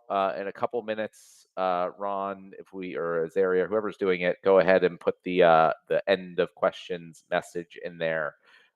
As a reminder, as always, I think I've been doing a better job, and the rest of the team's also been helping out in answering questions in the Town Hall channel in between our monthly Town Hall live events. So if you didn't get your question in today, post it in the channel. Wait till everyone's done with all the chatter from after the stream's done. Preface it with question in caps and in bold so it's easy to see. And myself or one of the other team members will answer it, hopefully within the next few days at most. Question from Brave Tofu. What's the latest with Glamour? There's really no updates on Glamour since we last talked about it. The system is mostly designed and ready to go. It's not one of the first of the 6 projects that we're working on. So I think, we're probably going to get started on that in, early next year timeframe. But we do still think we can get it out before Conclave Arcana and in Q1. One thing I will note with Glamour is that one of the benefits that we're looking at for having higher level Glamours on the cards could be reduced cooldown times for survival mode. So, if you get, for those of you who didn't hear or don't remember, we're planning on having different levels of Glamour that you can achieve that, make the card look cooler and also provide benefits in the game. So one of those benefits that we will now be able to provide once survival mode is live is that the higher level Glamour you have for a card, that can potentially lower the cooldown time for all copies of that card that you have. So that could be another real big reason for players to get Glamour. Question for Cryptomancer. Can you expand what level of resource requirements will be needed for resource HPS production? That seems a surprise versus just reduced grain plots available. Or is this only requirements to build new work sites? All right, so you'll still be able to build SPS and research work sites on any plot. The difference will be you will need some amount of wood, stone, and iron as inputs in addition to feeding your workers grain in order to produce SPS and research. And we have not decided yet the exact amounts of wood, stone, and iron that you'll need. That's still TBD and will probably be decided very close to the release date. Yeah, I mean, just to be clear, I'm not sure why that seems like a surprise, because I thought we were pretty clear that that's the whole idea. Otherwise, there would be no purpose in getting wood, stone, or iron at all. So the idea is that you add them as the inputs in order to produce research and SPS in the research and SPS work sites. So that's kind of the whole idea. So it's like you need those kind of constantly, and it, as Cryptomancer talked about, will ideally lead to very significantly increased internal market volume for those resources. Question from Ron Mobile. So I guess it's from one of the other places that we're streaming. Yeah. Are castles getting taxes on stone, ore, and wood? And the answer to that is yes. Castles and keeps get a tax share of all the different resources that are produced by your plots. So that will include the new resources, stone, wood, and iron as well. Perfect. Yeah. Okay. So those castle, and I assume keeps also. Yes, castles Yeah. and keeps both. There you go. Castles and keeps will kind of be getting some of everything. Another question from the name I can't pronounce. Speaking of Rooney, especially when making it evergreen, some time ago there's discussion about reviving Aggie's idea back in the day that Rooney might be playable even when working on land. Haven't heard anything about this since. Is that still a consideration? It seems particularly likely to be a reason why Rooney doesn't show up in a lot of battles because it's so good on land. Yeah, that's a good idea. I mean, for those type of things, I would really leave it open to community DAO proposals. So I don't have a strong feeling on that either way. But if the community would like, a change in how that works, I invite them to submit anyone, or work with Clay to submit a proposal. And if that's what the SPS token holders vote for, I think that makes sense. And that's what we're planning to do for allowing Rooney to be evergreen. That's if that's what the community wants, then that's what we'll do. All right, I think we have a couple more questions. If we can, let's cut off the questions at this point. Everyone's had a pretty good opportunity. Oh, thank you, Ron. He's quick on the draw with that. So no more questions for now. We'll answer the last couple. We'll call it a night. It's getting a bit late here. Although it's, I guess, early for Cryptomancer. And then again, we will continue to answer questions as we go in the town hall chat. Question, how much are you going to bid for the gold foil at auction? That is a good question. I don't know. I'm not sure it's a good idea to tip my hand anyway, although I did have a little chat about that earlier that I know people were posting about. I did go and buy a bunch more DEC recently just to be ready. I think that's 5 days. Is that right? The 26th, I think, is when the gold foil auction starts. I'm pretty excited for that. See how that goes. Last question from Extreme Player 63. Matt, just curious if all the past deals like Warner Music Group and speaking of working with Todd McFarlane has all stopped. Also, any new projects in the work that you can speak of. Yeah, I mean, all that stuff. At least the Warner Music thing was all for additional games, and all the additional game and other projects are part of the Invenium side of the business that Agrod is running, and my focus is just on Splinterlands. So we're not like, I am not pursuing any deals that would involve like creating other games with new IP that's separate from Splinterlands. I think the Todd McFarlane thing unfortunately just didn't work out. But if we have opportunities to do cool stuff like that within Splinterlands, that's definitely something that we will consider. And that's something that Blaze and the marketing team and people, I'm hoping they can kind of take the lead on. I'm not the one, I don't have time or expertise in going out and kind of doing that business development type of stuff.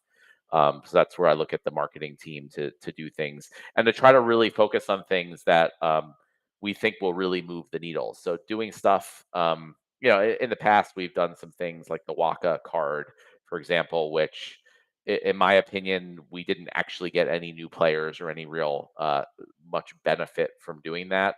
So I prefer to look at things, the things that benefited us the most in the past, as far as like those type of cross promotional deals, were things with like other blockchain and crypto projects. When we did the Sesame Seed thing on Tron, when we did work with Wax on an Atomic Hub, like that stuff got us a lot of new players and a lot of excitement in Splinterlands. So I really want to make sure, since we're not able to do a ton of these things, we want to pick ones that are really high value for us. So I don't have anything in the hopper right now, but that's part of what Blaze's kind of job description is to go out and find some really high value opportunities for us. All right, so that's it. We're done with questions for now. I'm not even sure what to say to kind of recap all this. The kind of general mood and feeling overall for the crypto industry is completely changed from even a month ago when we did the last town hall. I mean, some of the things that were huge worries kind of in the back of my mind at all the time, of like, there was Operation Choke Point 2.0, where banks were not working with crypto companies. And that's a real thing. We're on our third bank, that just, say they're closing our accounts for no reason. Obviously there's always the worry that the SEC, might look at what we're doing or have problems with it.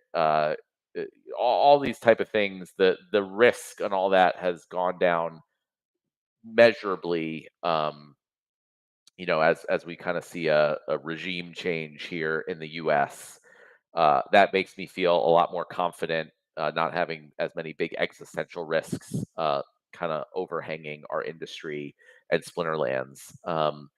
And then also that has started to lead to what could be the next bull market for cryptocurrency, which would certainly benefit us. And at the same time as that's all starting to happen, we are in a good place financially, better than we've ever been, in the sense that we've gotten our expenses down to a manageable level, where we're not kind of worried about running out of cash all the time, and we can focus more on building.